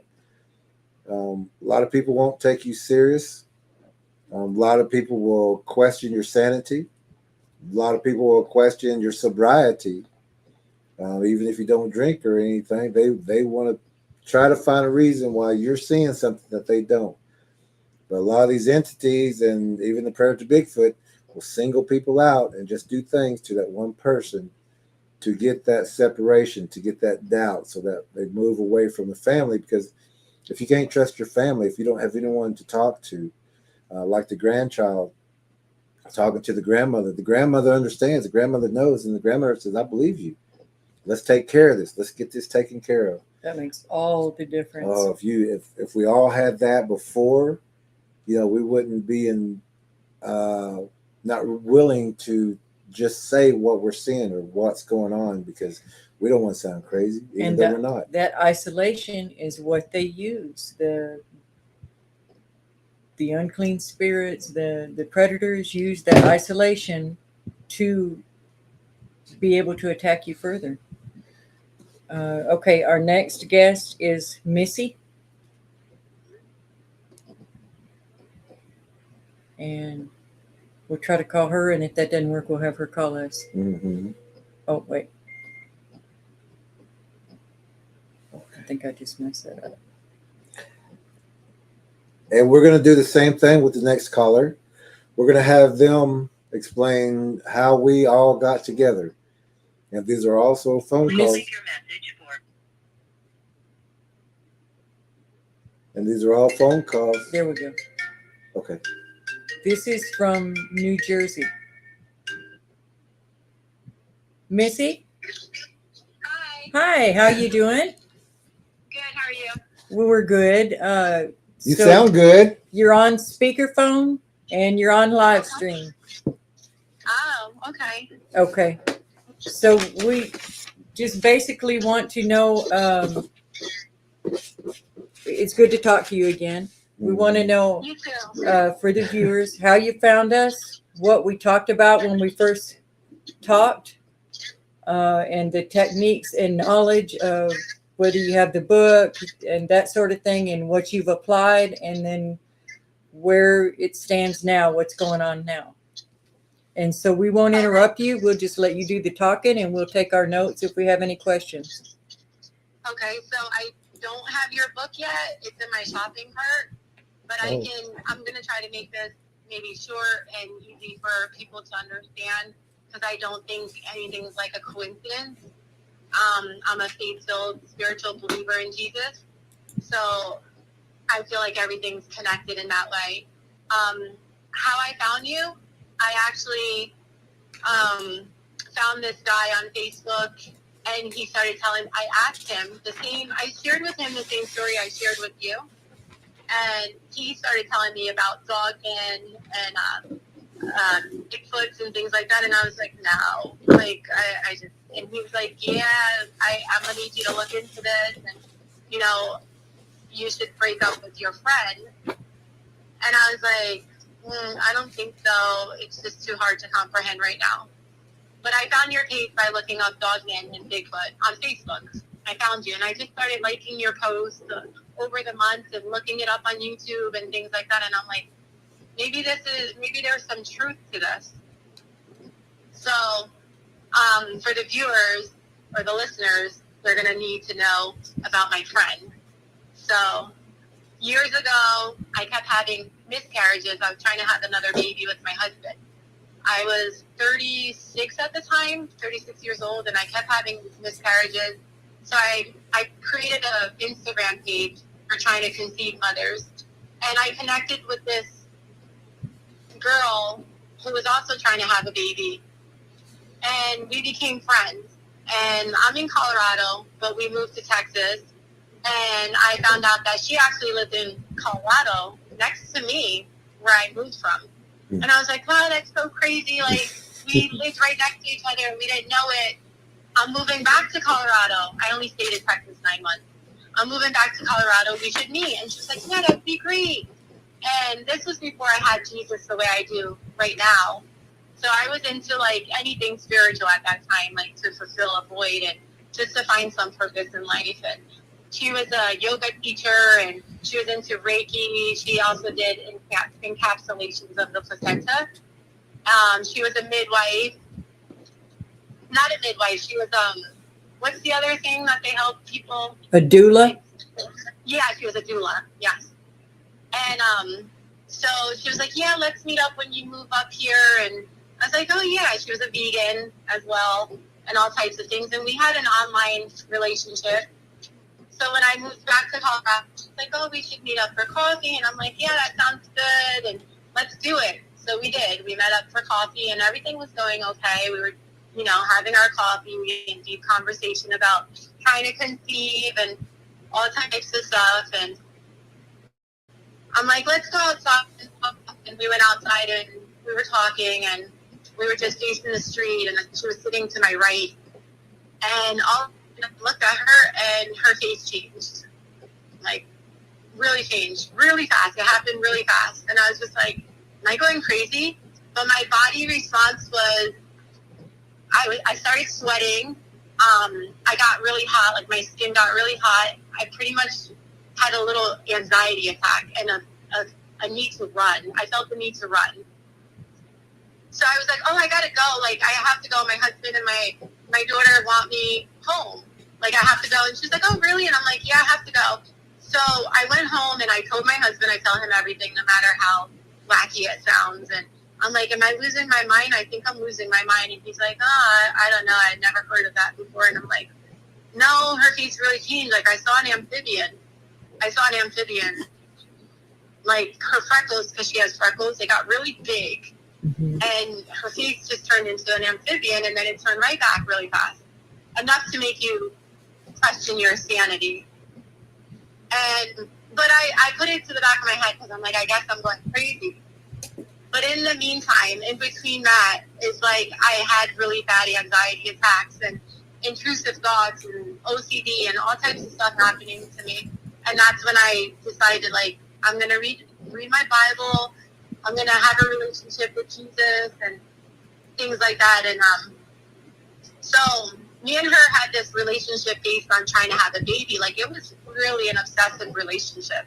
Like, ovulation test and, you know, like, just based around having a baby. And now that I look back at it, I'm like, it's pretty strange, like, how obsessive it was. I decided that I was going to give God the control of having this baby, and I was no longer going to, like, try to control it and stuff like that. And then I did end up pregnant with my little girl. And we moved to Florida when Ruby was 6 weeks old, when our little girl was 6 weeks old. And then we still had a relationship, me and her. And she came to know Jesus. Like, after a few years, she's like, oh, I know Jesus now. And I'm like, okay. But our relationship was still very, like, challenging and competitive, if that makes sense. Does that make sense? Yes. Like, she would try to plant this doubt in my head about everything. Like, if I'm like, oh, you know, I figured this out of scripture and God was speaking to me and, oh, Holy Spirit. And she would be like, no, that's not how it's like, because scripture says this. Like, everything that had to do with, like, my discernment or the spiritual, she would try to plant this doubt in my mind. So we would get into these heavy debates, biblical debates. And it just didn't feel right anymore. Like, it didn't feel normal, like a normal friendship. Mm-hmm. So my husband for a long time was like, I don't think you should be friends with her. Something's not right. And I was like, no, it's just, you know, girl stuff, women stuff. And he was like, no, I don't think this is how a friendship should be. Like, she's making you feel bad. She's putting doubt. Like, every time you talk to her, I can tell, like, you're drained. Your energy is drained. And, you know, you're mad and you're sad. And I'm like, no, I don't think so. It's just like, no, I don't think. But after I spoke to this guy who connected me to, like, dogmen and the hybrid stuff and everything, I was like, should something be going on here? And then at the end, when I decided to cut this friendship off, I heard the words like, she's studying you. Like, that's what I felt. And I was like, wait a minute, this person's studying me. They've been studying me for almost 10 years. It was a 10-year friendship of studying. And that's how I connected with you and I wrote to you. And then I just ended everything. Like, I ended it all. Like, I blocked on everything that I could possibly block on. I threw away everything she handed to me. Like, she mailed to me. I threw it away. We threw it in the fire pit.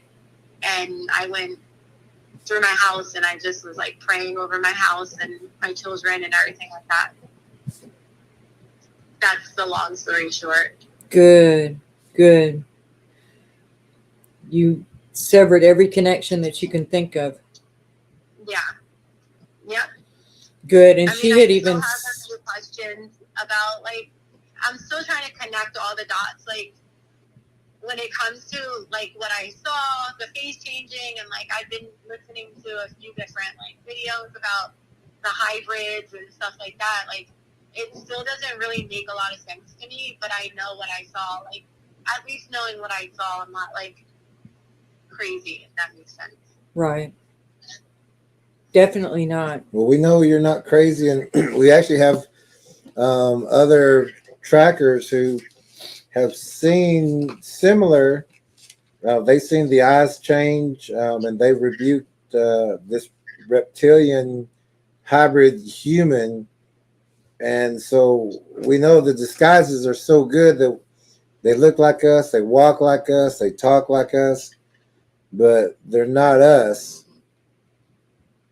They're predatory. Yeah. And this one that Tracker A had seen was the game ranger that was coming around harassing them for an episode that had happened with Predator Bigfoot. But she saw the eyes change while he was there bullying her brother. Wow. And in her head, she rebuked him, and he heard her, and he yelled and left immediately. So you're definitely not alone. And that's a big thing, especially with witches and warlocks. If they could get you doubting yourself, doubting Jesus, they can find a loophole or a place with you. Yeah. And a lot of times it's guilt. Like, you know, we might think that just because we've known somebody a long time that we have to remain their friends, and it's just not the case, because that guilt is the attachment, or, you know, the connection.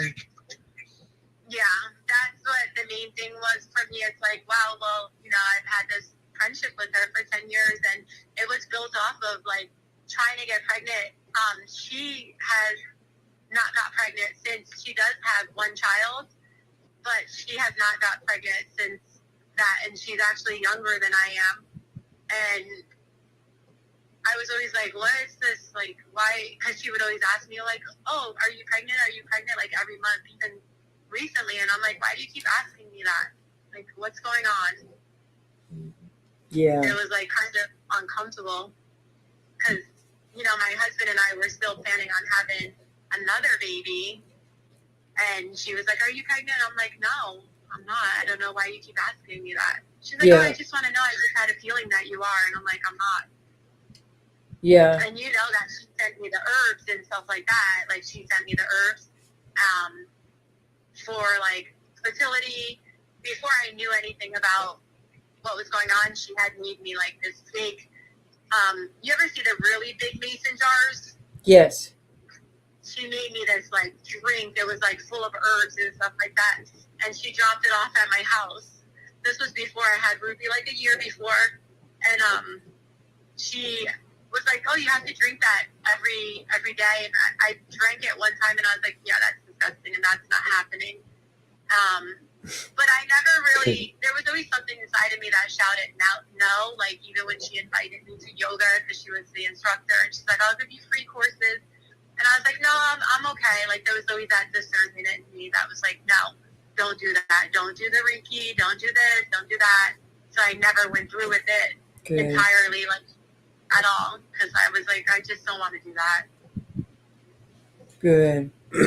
And also, new babies mean new energy or untapped energy.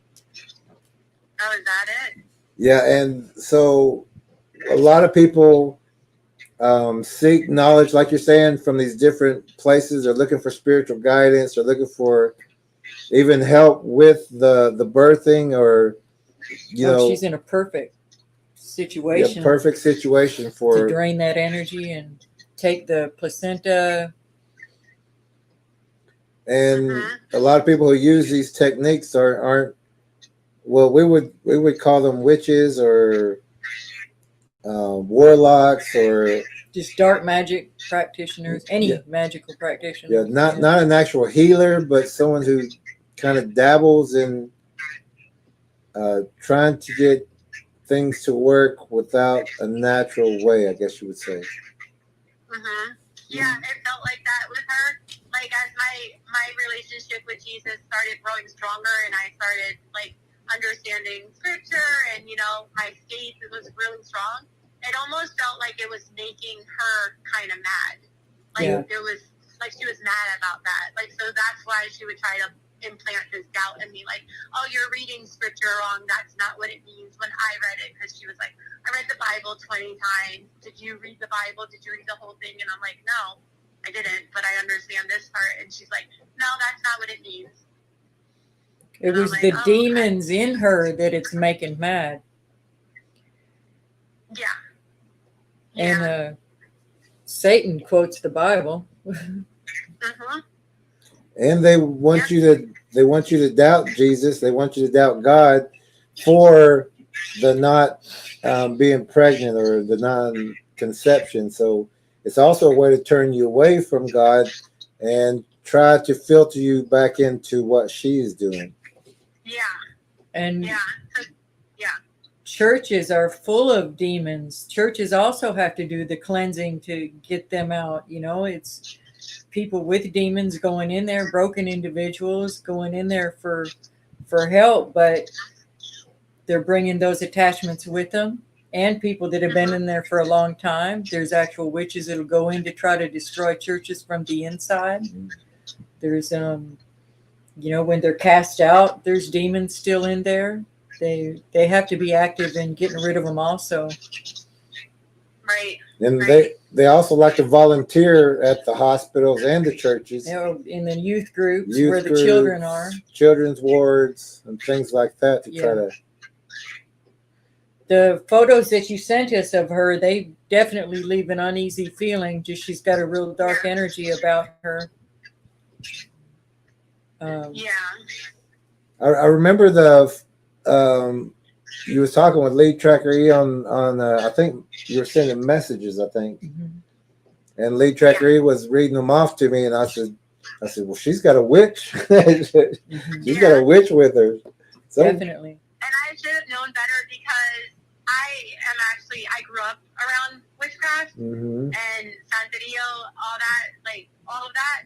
So I should have known better, but I was so, I don't know, this one, I don't know, it snuck right in during an emotional time of me having my miscarriages. I wasn't really a prayer warrior at the time or anything like that. It's just as the years got, when my faith grew and my spiritual, I started to see more.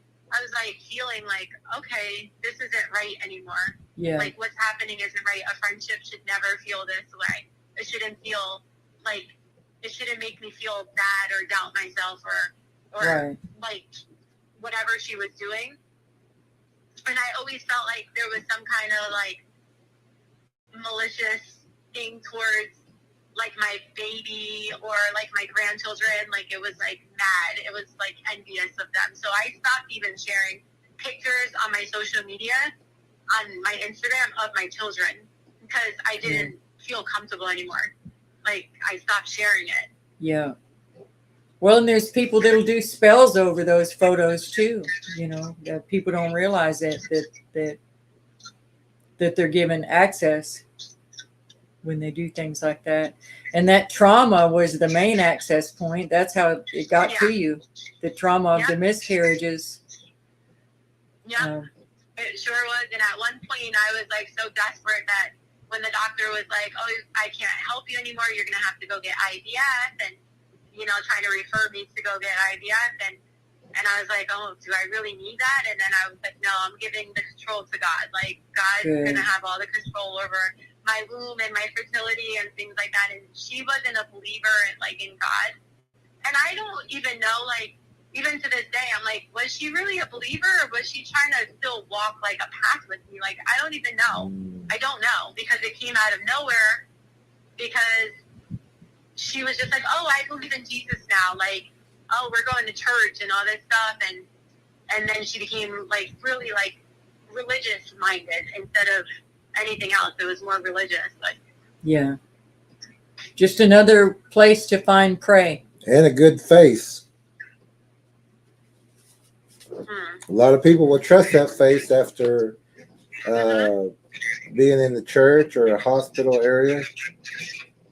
So and we remember that after you did conceive, I think we talked about how we asked you if she came to see that baby, to touch the baby. She came one time. She came one time before I was moving, and that was the only picture that I have, and that was it. That was the only time she came. Yeah, it's that innocence, that energy. She's very attracted to that. Parasitic. And what would the purpose be, like, towards me or my family? Like, well, besides the fact that she probably wants to wear your skin someday, she's just draining that energy and draining that life force from the baby, and maybe making plans for eventually getting a hold of the baby.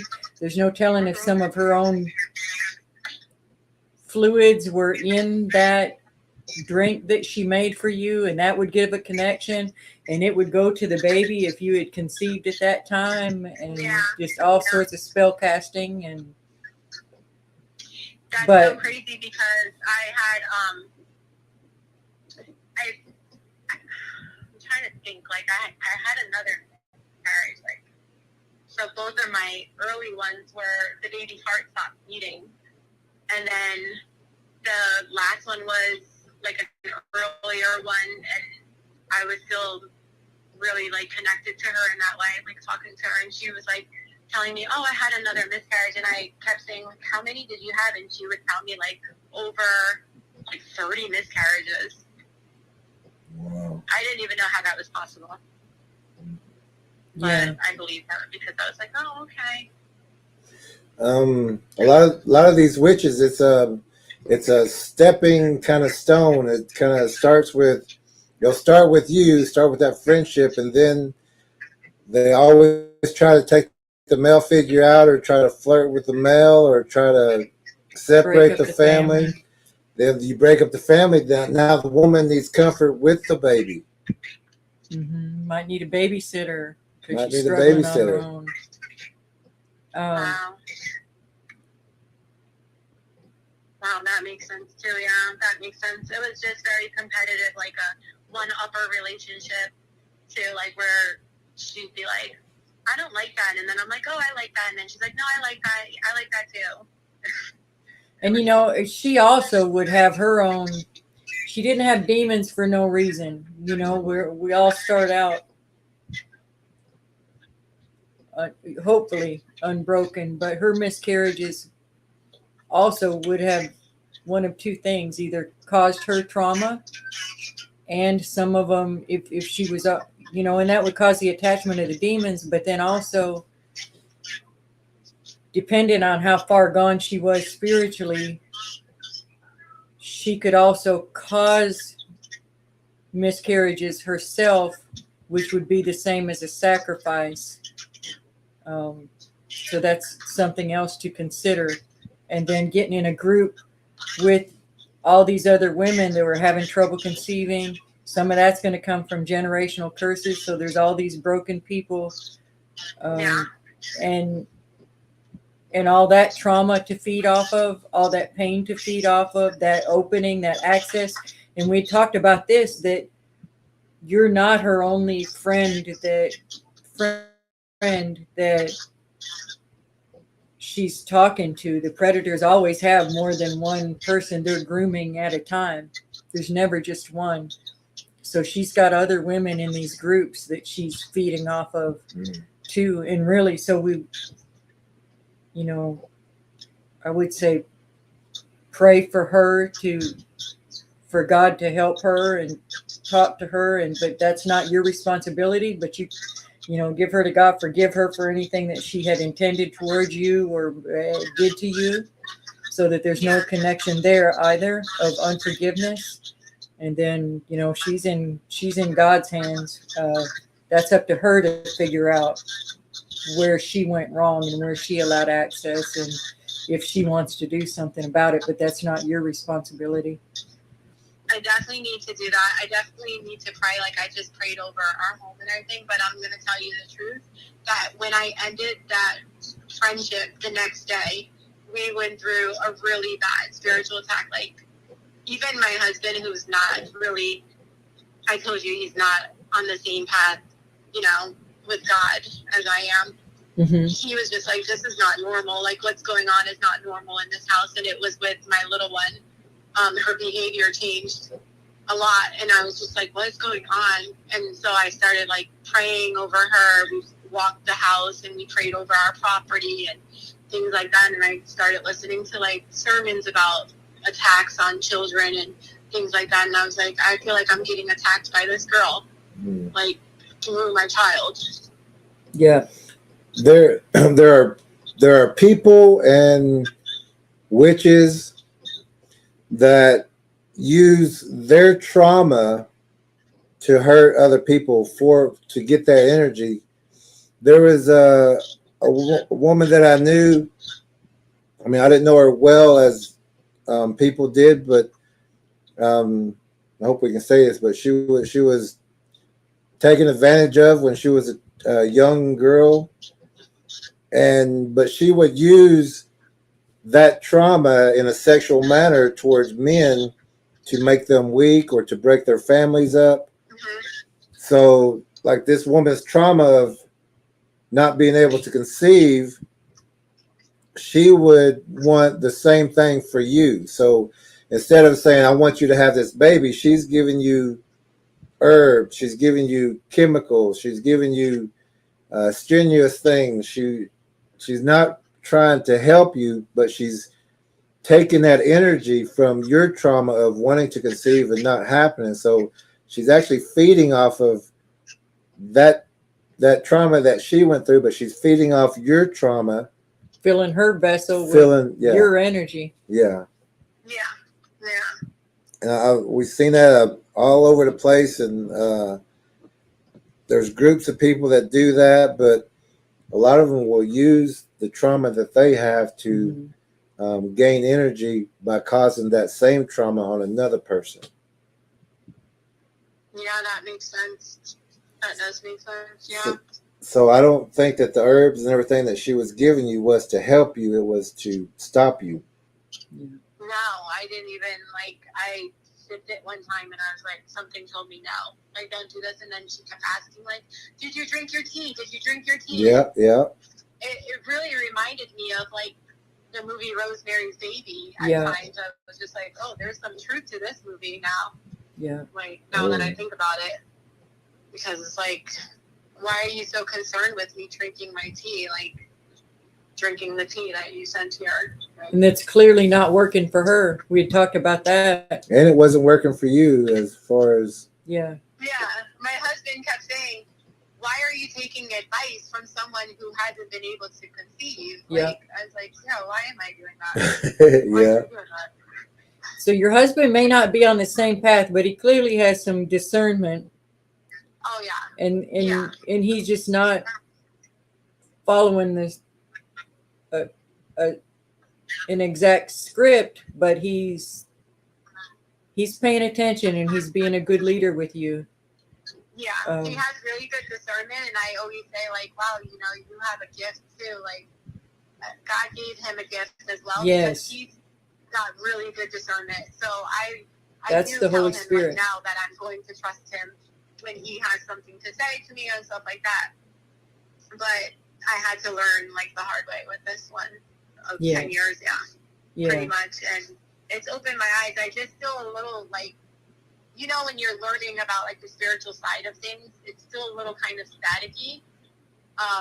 So when God's like, oh, this is the truth, and then, but it gets static for me. Like, it almost feels like the enemy turns up this static button. So it's still not there completely. But I am seeing things differently now. I'm like, wow, this is crazy that there's another side, there's another realm, there's another world, you know? Mhm. There's things going on. And, I mean, if I think about it from my childhood, I've always been able to sense or see something, like, from my childhood. Mhm. I think I told you in the messages, like, that as a baby, my mom said that people tried to take me from her. And, like, my dad's ex-wife tried to take me, and then there was, like, other people that tried to take me as a baby from my mom. Mhm. And so that's why she hardly has any baby pictures of me either. She's like that somebody stole all the baby pictures and everything. And this is really weird too, but we lived in this apartment building, and my cousins can back this up and everything, because I kind of like to tell people a lot of, like, that happens. I have, like, that kind of mouth. But I was like, oh wow, like, I go in the hallway, I was a little girl, and I'm like, I go in the hallway and I play with something, and they were like, well, what do you play with? And I was like, something that tells me to jump at the top of the stairs, and it's going to catch me. And Oh, boy. I can still remember it to this day. Like, I would wake up very early and go outside by myself in the hallway and just throw myself down the stairs, and something would catch me, like, on the stairs. And it would carry me back up the stairs, and I would do it again and again and again. Did you ever pray for any connection with that thing to be broken off of you and your family and your bloodline, past and future? I don't think I prayed over that thing, but I prayed over, like, a lot of things, because my mom was into witchcraft. Her best friend was a witch.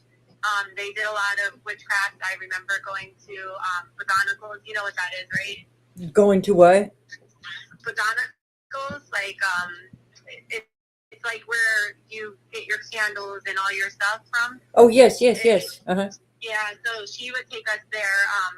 My mom is Puerto Rican, so that's the normal thing in Puerto Rican culture. She would take us there, and I remember, like, she would go to the back, and me and my sister would stay in the front, and she would go in the back with her best friend, and they would come back with brown paper bags full of what we thought were goodies, and it would be, like, all types of statues or, like, little ones. Yeah. Candles with, like, you know, saints on them, feathers, different kinds of perfumes and oils and stuff like that. And we would go home, and she would, like, rearrange the furniture, because they would tell her, like, the bed has to face this way and that way and stuff like that. So we would just go home and do that. And we thought that was normal, because that was part of our culture. That was part of our culture on that side of the world. So. And so you would want to repent on behalf of your relatives and your ancestors, and break off any connection for that, and forgive them for doing that, because they may not have, you know, they were raised that way. They thought possibly it was the correct thing to do. Correct, yeah. So the more specific you can be in your prayers, and every time something is brought back to your memory of any little threshold break, pray over it and say, Lord, thank you for bringing that to, first of all, thank him. Thank you for bringing that to my mind and take that away from me. Sever any ties with that and heal completely for them and for you. Everything that comes to your mind, have a little talk with God about that. Yeah. Okay. Did we talk about praying over oneself or praying over each other? In the text messages, in the messages? Yeah. No, I don't think so. Did we? Okay, that's a real big thing. Is that we're always praying for everybody else or praying for certain things, but we always forget that we have to pray for ourselves also. Oh, okay, yeah, that makes sense. No, we didn't speak on that, but you're right, because I pray for everyone. Yeah, and we always tend to forget ourselves in that prayer, but And teach your daughter to do the same. Yeah, she loves praying. We pray Good. every day, like all the kids pray. Good. My kids have their relationship with God too, and Good. after now calling me kind of crazy and stuff like that, and then my other two went through sleep paralysis and things like that, and then they were like, "What's going on?" And I explained to them how that's spiritual as well. And so now they're like, okay. Because, we didn't grow up with God. It's kind of different when you don't grow up with, like, knowing the spiritual and God and stuff like that. Right. Right. My dad never spoke on God. And then also say a prayer of thank you to the Lord for the babies that didn't make it to full term. They're with God now. Yeah. And thank him for that. And it's just also an important part. And if you had any anger towards God for that, and it sounds strange, but forgive God too. We can't be angry with God for anything. And just clear that little thing up too. Heal that also, each thing, and we thank him for the lessons along the way. And the things that he's revealed all along the way.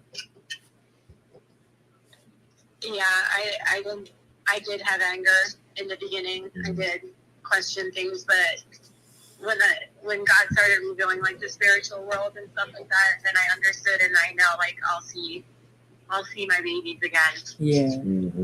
One day. So good. And I also felt like I spoke that sometimes, like, so I had anger towards myself because I felt like I spoke it into existence. Because I kept saying, like, this baby's not going to stay. I don't know why I felt that way, like, and I kept saying that with the first one. I was like, it's not going to stay. And then it didn't stay. Baby didn't stay. And then the second time I said, it's going to happen again. And then it happened again. So you prayed for forgiveness for that, and you've forgiven yourself for that now? That's a good question.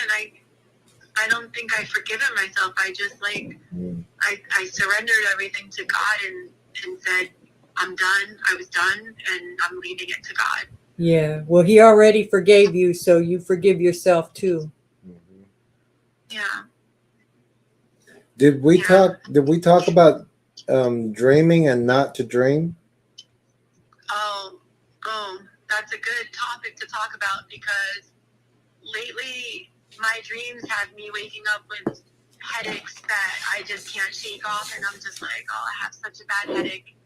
And I try to write down my dreams, but I'm a very, very visual dreamer. Like, it's vivid. It's like a movie.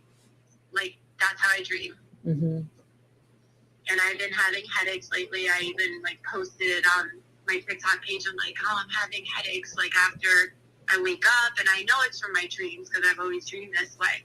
But the only time I was never able to dream, which scared me, was after my sister passed away in this winter. And I went 3 weeks without dreaming or remembering my dream. I don't even know how that works. But I went 3 weeks without dreaming. Well, when you get the book, you'll see that dreams are other worlds. We recommend, unless say a prayer at night before you go to sleep and say, Lord, unless it's a dream from you that you need me to have, don't let me dream. Stop any dreams. Protect me in my sleep, because those are open worlds too. That's just another access point, and that's how you have the out of body experiences. That's how you can have the succubus, the incubus, the Paralyzation. sleep paralysis. And these demons come into your dreams because they are real world. So they're going to come into your dreams because they want you to either think in horrific, excitement, sexual. Yeah, they can even be good dreams, but they're draining energy. Yeah. You're expending energy instead of restful. Even in my dreams, I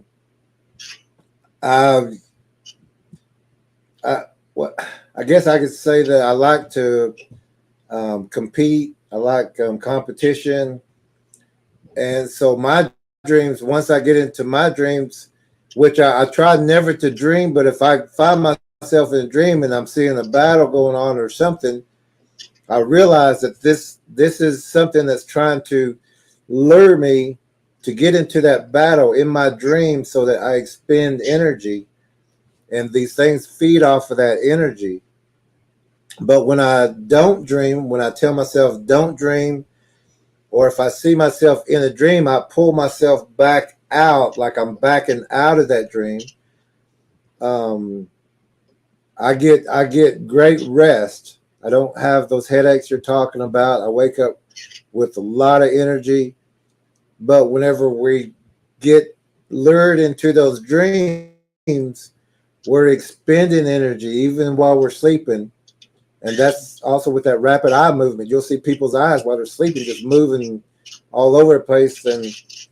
But there's no rest there, and the body does need rest. But the demons also see our sleep time as an opportunity or a possible open threshold. So if we cannot dream unless God has given us what we need, we shouldn't be dreaming about, like me, we shouldn't be dreaming about combat, or we shouldn't be dreaming about wandering through old houses or flying in the air, or it's just more ways to drain your energy.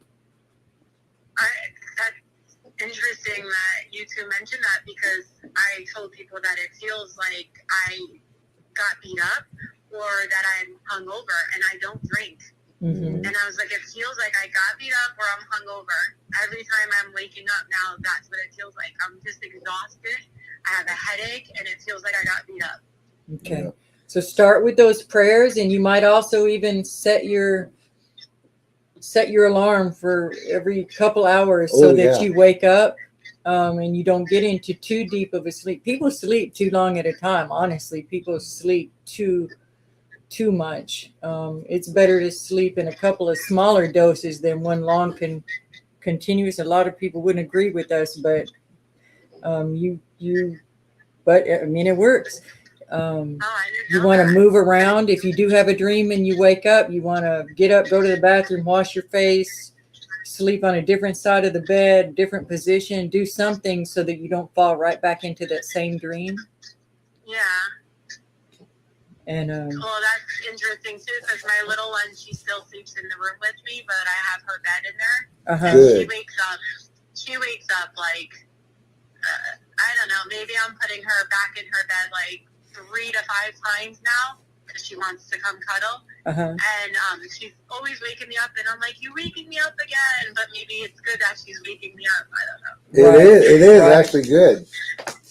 And also, a lot of people will wake up about 3 in the morning, and they you'll see the Facebook post, and they're so mad because they're awake at 3 in the morning. And really, if you're getting woke up around that area, that's when spiritual warfare is the highest, and that's when people's armor is down the lowest because they're sleeping. So the real strong spiritual warriors, when they wake up at that time, if somebody comes to their mind, they want to pray for that person, or a situation comes to mind that's, something's going on. And so we take advantage of that time. And it's also a good quiet time to, you know, when everybody's not pulling at you. So are you saying that we should be only dreaming the dreams that God wants to send us? Yes. Yes, and not to dream at all if we can possibly help it, because those are real spiritual worlds, and once we open them up, Okay. you know, we may be drifting into a dream, but also in the dream world that there's like electrical kind of shocks or sparks, and those are predator worlds, and what they're trying to do is catch your attention, because once we turn, we go that way in the spiritual world. And there'll be traps set specifically for us, like he was saying about the athletic things or competitive type things. For me, it would be, when I said the old houses, it would be the old mansions, and I was getting lured deeper and deeper into other realms and levels because I'm just fascinated with architecture and things like that. Right. They're going to be traps set specifically for you, and they may be pleasant traps. They There may may be gold horrifying and riches traps. and limos. Yeah, and whatever, you know, and they might parties. test this and test that. And so say the prayer to not dream, and then set your intent to not dream, and then set up the situation where you're not sleeping so long in one. Yeah, because I can sleep. I'm just a person that I can put my head down and fall right to sleep. Uh-huh. I don't have any trouble. I pray over the kids. I always pray for good godly dreams over them. That's our prayer at night. But that's not my prayer at night for myself. Like, I never said, Lord, give me good godly dreams. And I've never done that. Like, I always thought, like, oh, the dreams are just like, this is normal. This is what I do. Yeah, and you don't even have to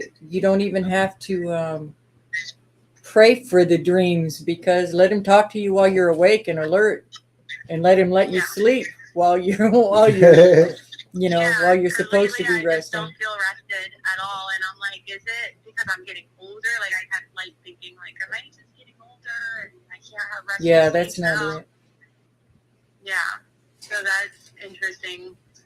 And another thing that's interesting, to bring it back to the friend that I had, is she loved hearing about my dreams, and she loved hearing all that. She would like encourage astral projection. Yes. Like, she was encouraging me to get into that. Of course she she was. I've never was. done it, but I feel like you could do it. And I was like, oh, maybe I can. And, you know, she would encourage that, because I had seen, like, purple lights one time when I closed my eyes. Mm-hmm. I seen, like, these purple lights coming towards me, and I woke up really fast, and I was like, what was that?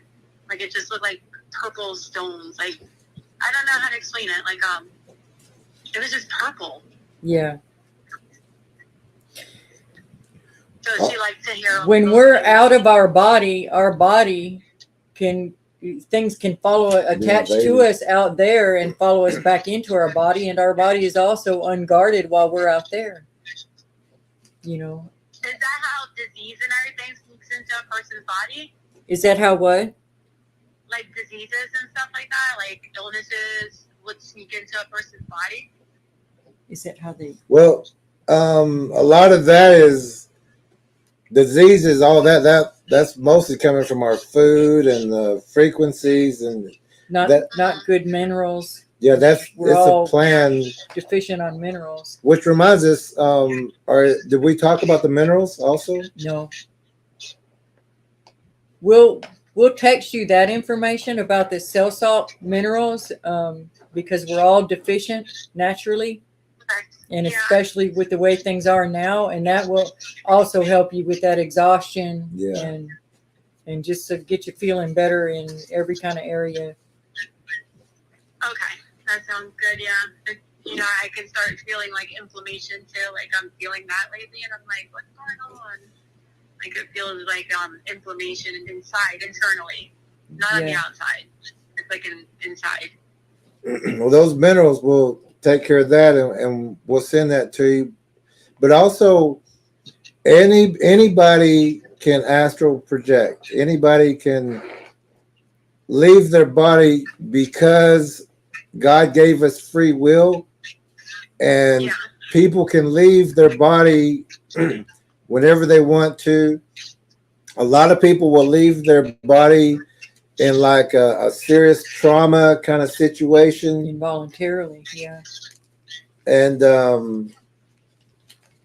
but we have that free will. We have that power to leave our body, not just astral project, but if there was a bad trauma or if something was just about to, say, a predator had one of us and it looked like there's no way out, that people can leave that way. Animals can also do that, but we have that ability to leave our bodies, but we need to stay with our body and protect our body while we sleep. And like we say, the spiritual body protects the physical body, and the physical body protects the spiritual body. So we'll have that guidance to go left or right, or we know that touching that hot stove is going to damage this body. So we have to realize that these dreams is just like astral projecting. It's going into, it's leaving this body. But once we leave our body, we also are open, or we can bring something back that's going to attach to us. Right. Okay. So dreams are dangerous. Even Doesn't though we have, surprise us one bit that she would encourage you to do that. yeah. Yeah. And that would also allow her to, you know, try to visit your body when you're out of your body. Yeah, take your place. Oh, wow. It's like, so every time you mention something, I used to watch a lot of movies.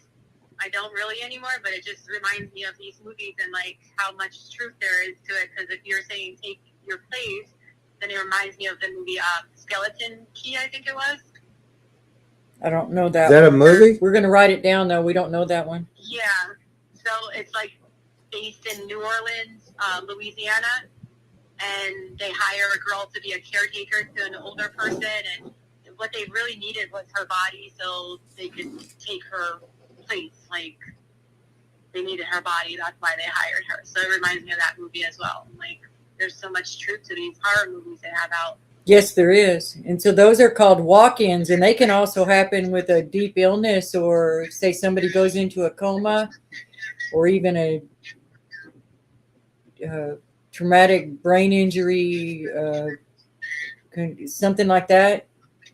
There can be walk-ins, and people don't want to hear about that, but sometimes the personality will be drastically changed, and people put it off to just the trauma, and they don't realize that something else has entered that body during that trauma.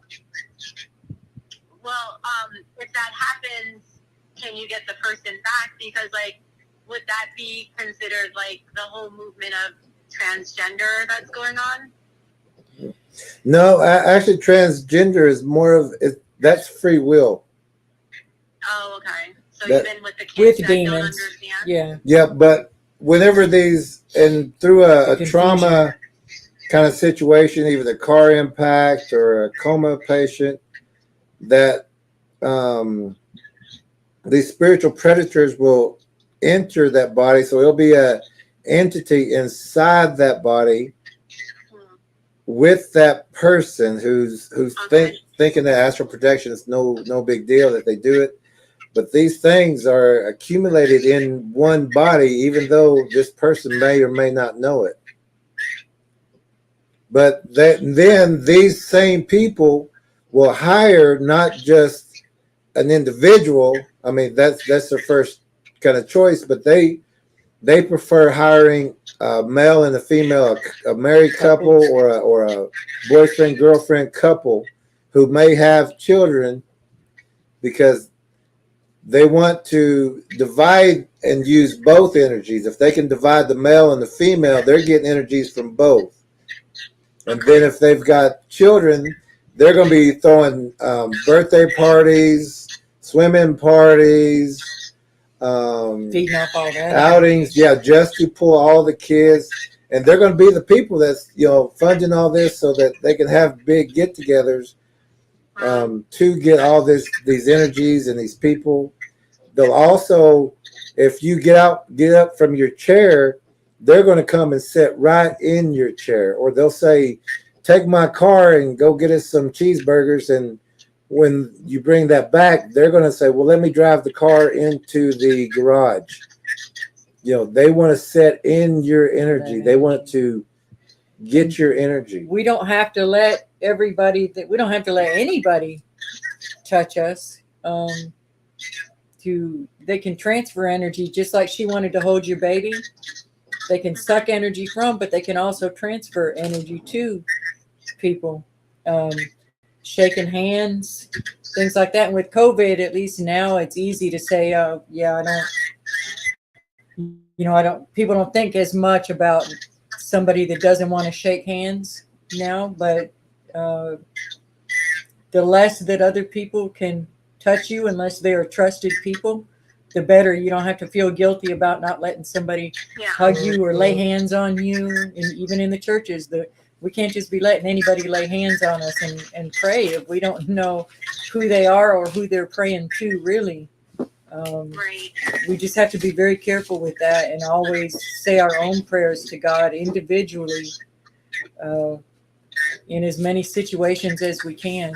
Just be so much in the habit of talking to Him that's that unceasing prayer is you just daily. He's with you and talking to you. The Holy Spirit's there with you. And also the praying for oneself or praying over our own body. Each one of us has our own fingerprint.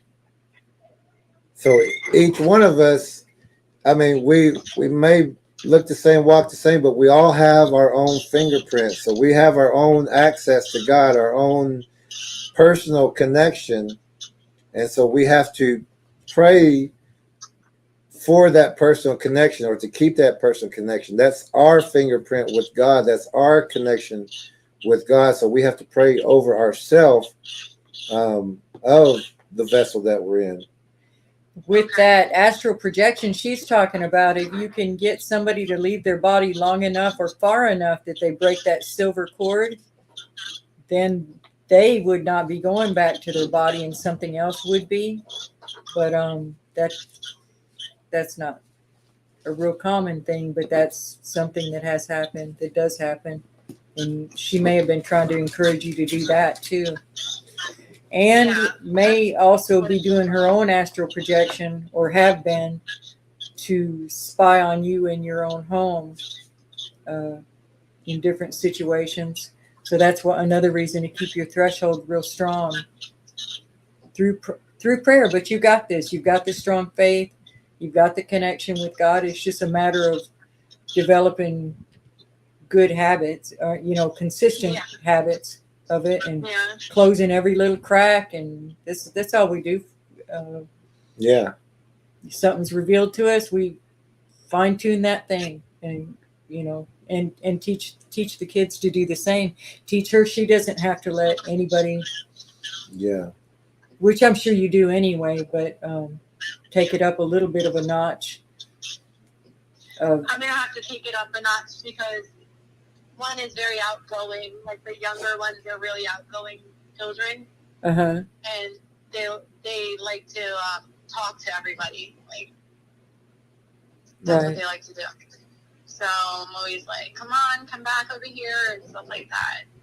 But because the more that is revealed to me, like with spiritual glasses, spiritual lenses, I'm seeing more. Like even at events, I'm seeing different things, and I'm just like, this is so heavy to see now. Like it's random stuff. Like even my husband noticed it. He's like, I don't know why those women are giving you dirty looks, and I'm like, it's not them.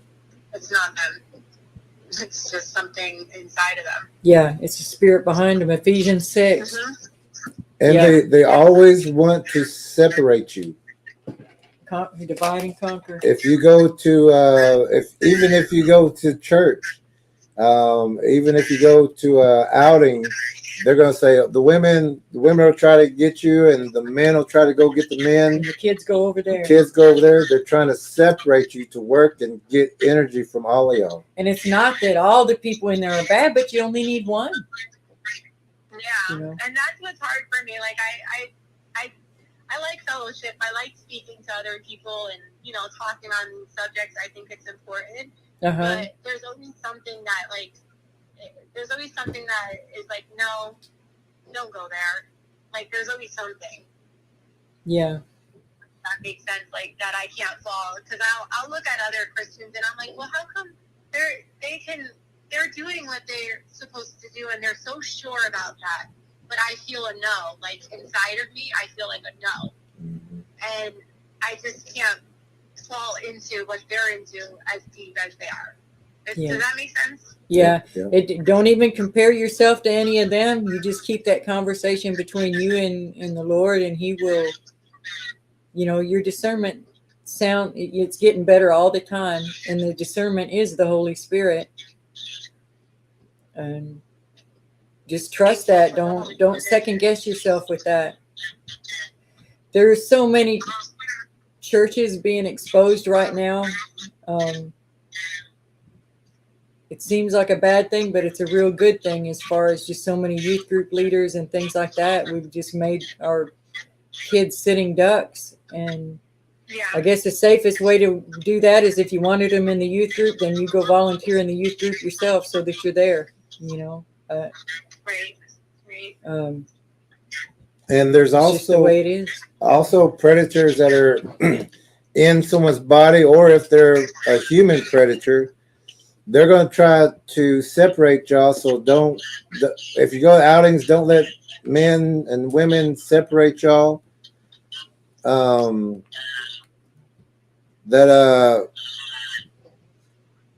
see, what was it? There was lost my train of thought. But you'll notice that pattern. They're trying to isolate each person, and that way too they can give you what is it? It's not an interview, but interrogate you without you ever even knowing it by asking different questions. And people don't realize how much they open up their own thresholds by complaining to others about and I'm not saying you do this. This is just a tip for everyone. Even a Facebook post that's grumbling about their mate, they don't realize they just opened up access. There's people that are going to see that crack, and demons that'll see that crack, and they'll just try to pry that open even further. Or stress with a kid. Predators are looking for any kind of kid that's been in a fight with their mom, or they're going to milk that kind of thing and use it. Also, these people or these entities will, like if y'all do get separated, and say you're in a home and you go into the kitchen to make something, and there's a male predator, he will come into the kitchen even though the other man is in the living room. Find some excuse to come put a glass in the sink and stay in there and talk to you. Or even ask you if you need some help, which everyone knows you don't need help. And then also these same people will sit with their legs facing the person that they want or they want to separate. So it would be a male with his legs open, pointed towards that female. If you watch in the room, you're going to see this. And even that female can move to another chair, and that male predator will move his legs still to where shift and turn. Yeah, they'll shift and turn to where their legs are open towards that female or male. And some of them may not even realize that they're predators, because again, demons are working through some people. So these are all just fine-tuning tips for keeping yourself protected. Can you give me a little clarity though on the whole hybrid and witch thing? Like, how could a person that's a hybrid also be a witch? And like, are they even, like human? Like, do they have a belly button kind of thing? A lot of them are to be a physical person in this world. There's a creation sequence called God's creation sequence, or it's also called the Fibonacci sequence. But everyone who is here has to go through that sequence. It's made by God. That's made by God naturally. But hybrids who are raised or made in a laboratory, or that they'll be injecting this DNA into a woman's egg. Those aren't natural ways to be born. So some of them don't have to have a belly button. And some of the hybrids back in the day didn't have belly buttons. But even the ones today that don't, most of those are made in a laboratory or, as you say, artificially inseminated. And there's not just one thing going on. There's all kinds of predators. Some are purely, they're able to shift their energy, speed their energy up, control their energy, slow it down enough that they can have the hologram, the look of something. And if something takes them out of that frequency, that's when their cloak falls off or their disguise falls off for a moment. At the same time, it can be the Holy Spirit discernment raising your frequency enough that you can see that for a moment, but they can but the other people standing around don't recognize it or don't see it because they don't have that discernment. They don't have that sight. So there's so many different things going and on. also, But some for of our it, purposes, we say it's just predators. People can sort and all that. We don't get into that so much because we just know they're all predators, and the same God has power over stopping all of them. and some of these can be made in a laboratory, and it's been going on since the before the Egyptian days. Yeah. But also some of these hybrids, some of these reptilian or the aquatic, some of them are hatched. So you won't even have a belly button with these things. So, from what I told you, you would say she's just a witch, like she's a person. That's why I should pray for her, like she's just a witch. Well, I would say to pray that if there is anything redeemable in her, God will know, and that he save her, and he can do the sorting out. He's the one that can see into the heart, whether this is a generational thing and she's become so demonized that she's actually shape-shifting. Oh, okay, that makes sense. Okay. And or whether she's just closely got a lot of that bloodline in her, the reptilian bloodline. And also have God sever that connection, and also we don't pick up that prayer afterwards. So if once we sever it, we don't go back and wonder if it works, try to contact her, or like you said, you blocked everything. So keep your part of the bargain. If you're going to separate, keep that part. And and don't try to rekindle. And God's also sever it over your daughter too. And she doesn't even have to be in there for that part. You don't want to scare her or anything. You still have authority over her. But say those prayers too to break that connection from her holding her and the fluids, that kind of thing. Yeah. Okay.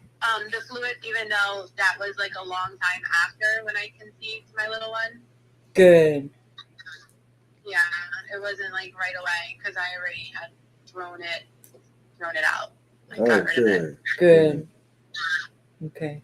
Was there anything else that you want to talk about? Everything sounds good. Yeah, no, I think I have a lot of clarity and blessing like my home and over my children, and now about dreams and all of that. Like, what would you say anyway to like people like me or like other people about how to protect their homes on like a daily basis? I know through prayer, but like I don't know, like sometimes I'm just like how you said, like the person could jump in the body, but like if we have that faith and everything, should we just be like knowing that we have that faith and we don't have to say prayers about that on a daily? Not on a daily. God hears your prayers, and if we keep praying for the same thing, we're stopping or we're doubting that prayer. Okay. But on a daily thing, If it you would start be noticing, a lot of things are breaking down, or you feel uneasy, or just keep having that daily conversation with God as far as just talking to Him. And if you, did I send you the spiritual house cleansing video? Yeah, I think you did. Yeah. Okay. I think so. Okay. I mean, I cleansed my home, like I made anointing oil, and then I did the inside, and then we went to the outside, and I did the perimeter of my home. Good. And I walked around and did like my garage and everything. I had my little one. She did it with me, actually. This was after I told you, like, her behavior was like unfamiliar to me. I was like, this is not my child. Like, Yeah. and my husband said, this is not how she behaves. And we just was looking at each other like, what is going on? So I felt like a heavy spiritual attack. And then actually I did have a dream of a girl that looked familiar. It looked like my friend, actually, in my dream. I forgot to tell you that part. Mm-hmm. Yeah. But I wrote it down in my journal. And also around your child, always make sure there's a night light or some kind of light. Okay. You can also, I think we talked about, but spiritual songs or spiritual verses from the Bible. We go to sleep with that now. Oh, good. Yeah, we go to sleep with spiritual scriptures for kids. I found one on YouTube, so it's just perfect. A lot of, like, so. And also a bug zapper, if you can get your hands on one. I think Amazon has them for like $12 or something. A bug zapper? Bug zapper for the little fairies? Because there are fairies also that will try to antagonize even your pets. But it's also to cause stress. You may hear voices or something might move. But these are fairies that are either inside the house or outside, tapping on windows. But just another form of little predator, just a tiny predator. But they do not like bug zappers because it will zap them. Oh, okay. So those are just fine-tuning things. Yeah. So you want to be in a habit of prayer, but you don't want to be obsessive about it to where, oh my God, I forgot to pray this morning, so now everything's going to go bad. You don't want to be like that. And if things start breaking down or acting weird or anything like that, you just noticing a little pattern, then amp it up for a little bit. But otherwise, you walk in confidence that God has got you, and then, Yeah.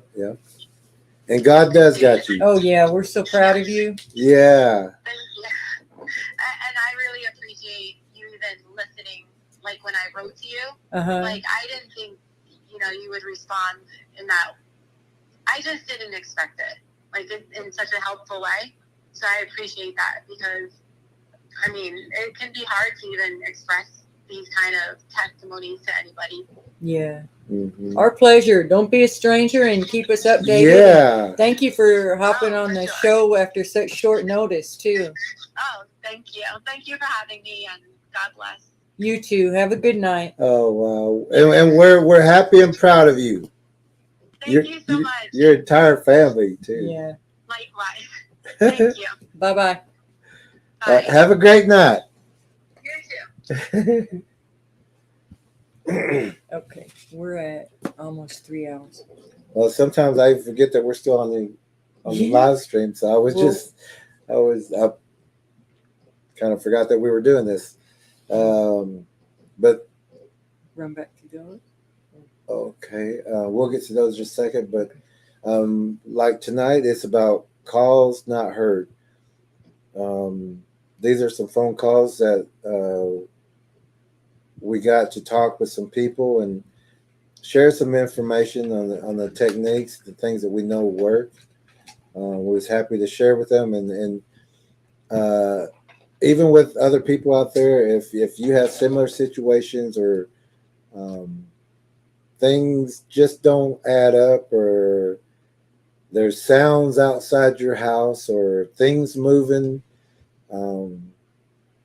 either, you know, we got some other videos, or even just contact us. We don't mind having a conversation and giving you the information that you may need right then. We don't like putting you off. We want to, if we can get that phone call right then, we'll stay with you 2 or 3 hours, or just to make sure that, let's start this. Let's start that deterring. Let's start it. And it's the best way to get you the help the quickest that we can. And we don't mean like giving you help, like help, but it's just helping you. No, you're not alone. No, yeah, And especially you're not that. crazy. You're not crazy. We know what you're going through. We understand the spiritual and the physical. But we're gonna check the comments now, like we do at the end of each stream, and then we'll have our closing prayer, and then we're going to see everyone again as soon as we can. We do have some field reports that we need to also catch up on, and give you those field reports, and we're going to have those pretty soon.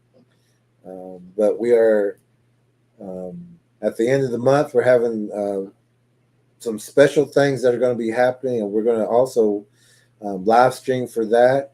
You're not going to want to miss that, and that's not until the first part of October. But if you're with us then, you're going to understand what we're talking about, and we want to share that time with you. So I wish I could tell you now, but a lot of special things are going to be done. We're going to correct some wrongs that's been done in the past. We're going to take you to some places and show you some things that you may not, and even if you've been in some of these same areas that we're going to, you may not have seen what we're going to show you. But there's some things that, and what's in about a week and a half? 2 weeks, I hope. About 2 weeks. Coming up fast. And but also again, we are still trying to make sure that we have an oil change and things like that. So if you're able to help that way, it's just Cash App works very well. And like with the missing dogs, I don't think we can get to that until the first week of October. But also that family is working on the time, and we haven't heard back from them yet. So I gave him a list of things he needs to do in the meantime. Yeah, give him a list. You need lighting. You Until we need get there, yeah. all this other stuff done. He does have the book. And he does have the book. Yeah. So he's going to be okay until we get there. But we're actually going to be taking him and showing him his own property that he hasn't. And his brothers. So that's going to be a lot of tracking for us.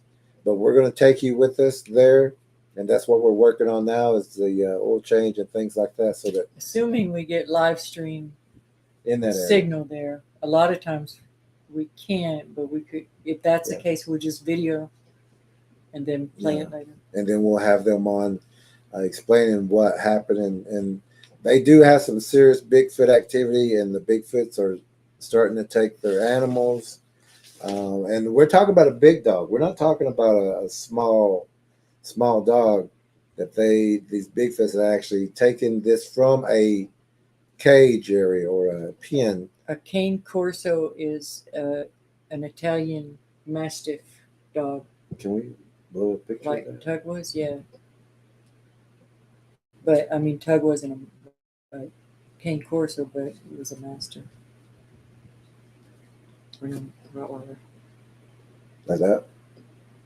That one's a puppy. Let's get up there. Yeah. So this is a picture of, not his dog, but the breed of dog. Yeah, not his dog, but the same breed. One of the 4 that went missing. And if you would have seen a dog like this out there, you wouldn't be trying to mess with it, bother it. The jowls, the teeth. They've also had the growling and the red eyes, and they know that there's predator Bigfoots there. And the fence wasn't damaged. It wasn't caught on video, so this thing had to lure it and just pick it up. And we also have stories that's been shared with us of Bigfoot's walking up to kennels where dogs are, reaching over, grabbing one, and just walking off into the pigs, and just walking back into the forest. And the homeowners can't do anything about that, even though some have shot at them and shot some. But it's the dogs, once they see these predators come walking out of the forest, walking right to their kennel, they're all trying to get back. They're not trying to attack this thing because it's just going to come over, grab one of them, pop the neck, and take it off into the woods. And this has been seen multiple times. Once it's to that point where they're taking the pets, then the people are next. People are next because that food supply is running out. So they're coming in. So that's the situation that this family is in that we're going to be with pretty soon. And we're going to bring that to you also and show that to you. And hopefully we can have him on. Yeah. To talk about everything that's going on. And we wanted to have him tonight, but we also knew that with the other guests that we have, the time might not be, and we don't want to hold everybody here past 3 hours at least. I mean, it doesn't seem that long, but it always ends up to be around 2 or 3 hours. Yeah. But we do want to thank our guests tonight, just sharing their stories and letting you hear what some of the conversations that we have and some of the other things that we're working on, helping other people in different situations. And sometimes it's only a phone call that we can help you with, but we will give you as much knowledge as we can. And that's also why we wrote the book, because it's the quickest way that we can help the most people.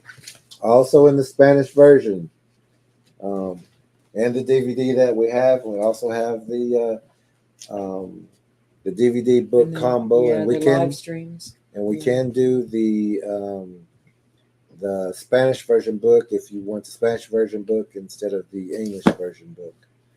But let's get to the comments and let's see who's here with us. And we want to thank you again for being here this long with us. Yeah, thank you. A lot of important information, and we know our trackers need this information. And it's great having other people to listen and learn, and it may be the same situation that you're in also. So let's back this up a little bit, and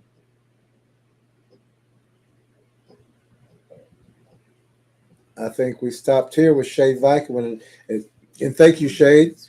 We didn't get to thank you. We did post this a while ago, but thank you very much, Shade. We sure appreciate it. He says, salute for all the gas funds. And, you know, salute. You sent one before, and we actually used that.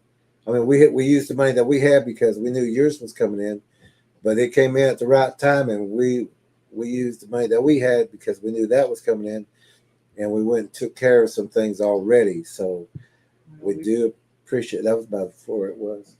No, we're way back up there. Oh, Tony is asking about the tracking course. JR said, you can take it from here. Okay. That is not a good cave to go into. The roof is made of unstable blocks that can fall down if touched. Oh, let me. And I used to love going into caves, but. And also this not cave, so much anymore. If you look at the very top, the mouth of the cave is the opening. But if you look at the top, you're going to see eyes with slits. I'm going to put that up real fast. For any of you late coming into the stream, go back and listen to the beginning and hear the recording about the young lady that was found in that cave.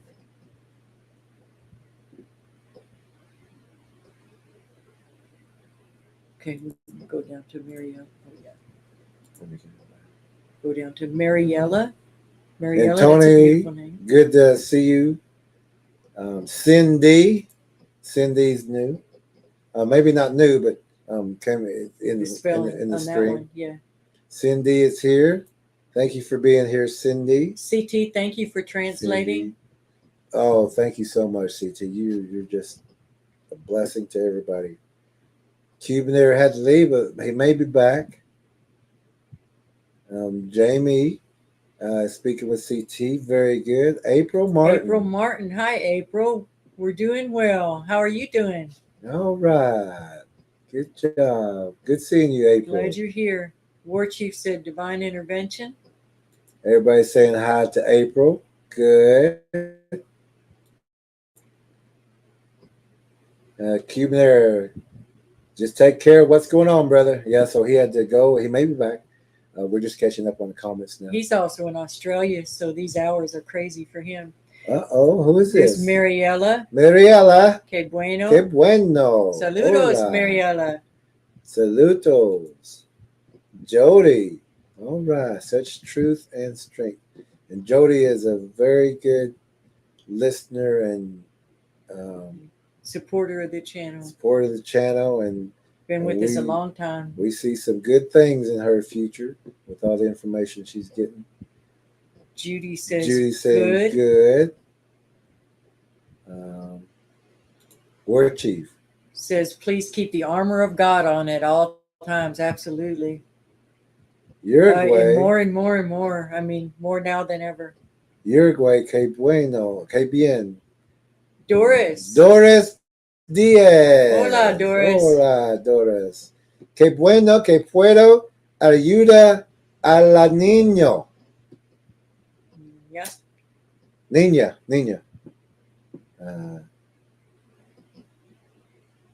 Says help with the children. Very good. That you're helping with the children, I think. My Spanish is kind of. Glad we have CT. Everybody's saying hello to Mariella. Doris is saying hello. And there's where Shade Viking helped us out for the gas. Thank you, Shade. Appreciate it very much so. We really do. Everybody's saying hi to Shade. Everybody's saying hi to Shade. Look who's here. Hey, Jim from Life's Adventures, keeping it real. Good channel. Check him out. Everybody saying hello to Jim. And CT is doing an amazing job. Thank you, CT. Jennifer says, pray for her because if she's trying to be true, she is tricked by Satan too. Images and voices can also be projected into the mind by humans now. Divide and conquer in full swing now. Yeah. Sure can. She says devils are stepping in, possessing normal people, then leave, and that person does not know what happened. Their face and eyes go blank sometimes, and words come out not their own. We've seen it. And also, for sure, they may think that they're coming and going, but all they're doing is they're just stepping back, hiding. They say, as long as we don't bother you. I'm talking about the person, and yeah, one comes to the front, the other comes to the front. The demon, the person, but they're still in there. They're both in there. And a lot of them, more than two. And a lot of demons will hide in there because if they don't cause you any grief or anything, they can still travel with you and still. You may not think that you're antagonizing someone else or trying to get energy from somebody else, but that demon's doing certain things that, it just kind of helps manipulate the body to do that. Yeah. Jennifer says, praying for both you ladies. Oh, good. For your salvation and right guidance. Thank you, Jennifer. Good. Jamie. Hi, Jamie. Says, sounded like witchcraft, a jar with roots casting a spell. Don't accept nothing. Don't touch it. That's right. Good, Jamie. JR says, Jerry has it right. It sounds to me the friend desires to absorb the energy of a fetus or newborn. Keep her away and stay vigilant by rebuking in the authority of Christ Jesus. Yeah. JR is a very intelligent man. Not just for the compliment, but JR says, and be filled with the love of Christ and full confidence. Just like that. We got some great trackers too. We do. Great group. War Chief says, yay, or yeah, JR, and keep the armor of God on at all times. Yeah, and they will come. He says a succubus. Yeah. JR says our forgiveness, which already has been given, must be consciously accepted in order to be experienced by us in effect. Don't deny your forgiveness. Exactly. Hey, good. And I always found the self-forgiveness harder than forgiving other people. I used to find it used to be a lot harder. And a lot of times we have to find forgiveness for being tricked. We don't know what we know until we know it. Yeah. We don't know what we don't know until we know. Yeah. Jennifer says they are wearing us down and isolating us awake or asleep. Wake yourself up and rebuke it. Yep. Yeah.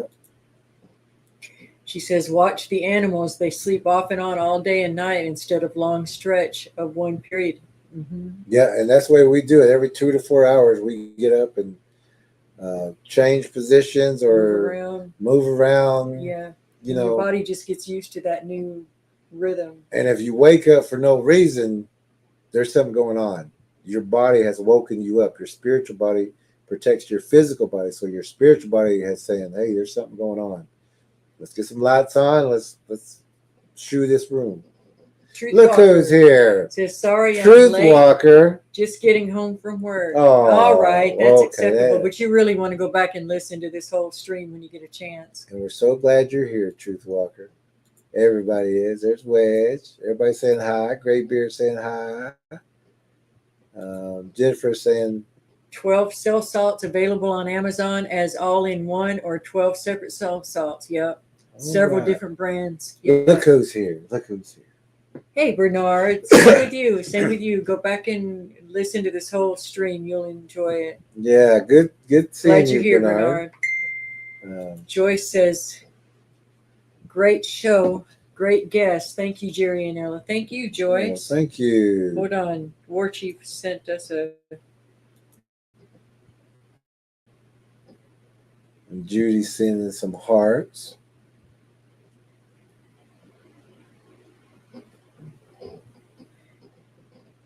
We will check on that, War Chief.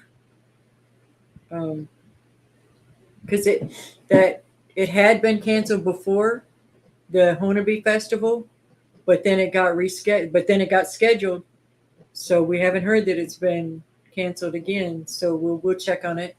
But if not, Mike and everyone, we'll still get together. We've got some big plans, so don't worry about. And we were just going to go there to eat an Indian taco and say we're there anyway. Visit with you. Yeah, we don't care what's going on there. Yeah, most of this stuff going on there annoys us. Yeah, we don't even want to listen to the speakers, the book ride. We don't want to listen to them. Wrong. That's wrong. Yeah. That'll get somebody hurt. Okay. And last year, I think Scott walked in about the time they were saying, there's no such thing. There's no such thing as Bigfoot experts. But here, buy my book. It's already been a year. That's crazy. He said, nobody knows anything, but buy my book. We go, what? You just said you didn't know anything. Why are you selling the book? Yeah, why you selling? If you don't know anything, why are you selling the book? Tony says, Tony, thank you for your time and show. I learned a lot. God bless you all. God bless you, Tony. Come back. You, Tony. Scott's Live. Scott's Live. It's so good to see your name up there. It is. It's been a while. We've missed you very much. Yeah, and we still talk about you. Good, in a good way. Always good. Guth says, even Judy, we talk about you in a good way. We're glad you're here, Judy. And Guth says, I like these late night live chats. We do too. We appreciate you being here. Look at Pamela Smith. Pamela Smith says, prayers for all. Thank you, Jerry and Lead Tracker E. Blessings. Thank you, Pamela. Mike says, Honobie website says festival is canceled.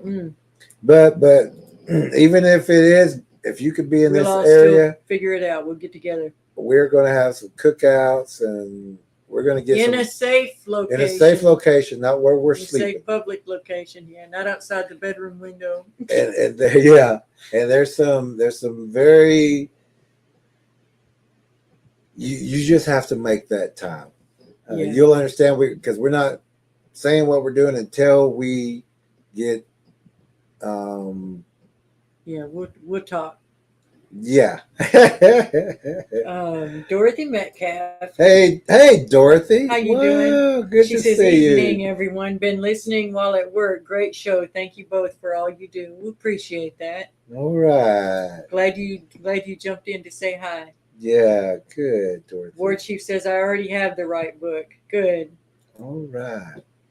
Well, that's everybody. We kept y'all over 3 hours. And man, it flew by. It did. Thank you very much to old friends and new. And I want to thank everybody again, like Lee Tracker said. We want to thank you again for being here to share this information so that even if you're going through something that may sound crazy, or you may sound crazy for saying it. You can always come here. We know exactly what you're talking about. When you talk spiritual, you talk ghosts, you talk fairies, you talk orbs, you talk little people, you talk Bigfoots, Mothman. We know what you're talking about. Nobody gets scoffed here. Yeah. Nobody's gonna. There's no hecklers here. If anyone heckles here, They our get booted monitors will kick them out of the room. Yeah. We don't put up with that child minds here. So Yeah. we just want to thank everybody for joining us tonight. We do have some field reports that we're going to be getting with some field reporters and have that up also.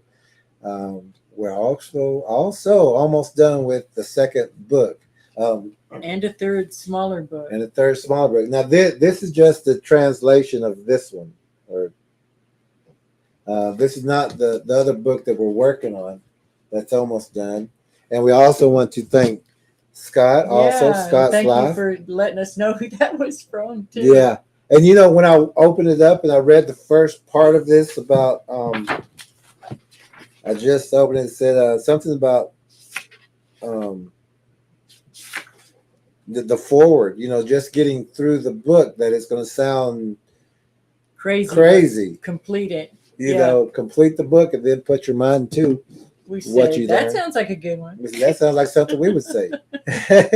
We'll go ahead and pray and let everybody get to bed. Father, just thank you so much for letting us play any role at all in the things that you do. Thank you for even thinking to create any of us. And thank you for your protection over this platform and over these people. We just thank you for it all. And we thank you for helping our guests to sort out anything in their life that needs to be sorted out so that they can be fully protected. Thank you for revealing everything to them that they need to know to get there. And for anyone that views the show too, Lord, not the show, but our channel. And thank you, Lord, for everything. In Jesus' name, amen. And we want to also thank our guests one more time, because they have given us a great report from the first time that we got to talk with them. As you heard, they're all doing better. The techniques, everything's working. They're vigilant. They're standing their ground. They got God with them. Getting active. They are super troopers, proactive, I guess you would say. So we want to thank you again, and we will see you again very soon. We will have some postings up. So have a good night, Warriors. Good night, Warriors. And thank you for being here.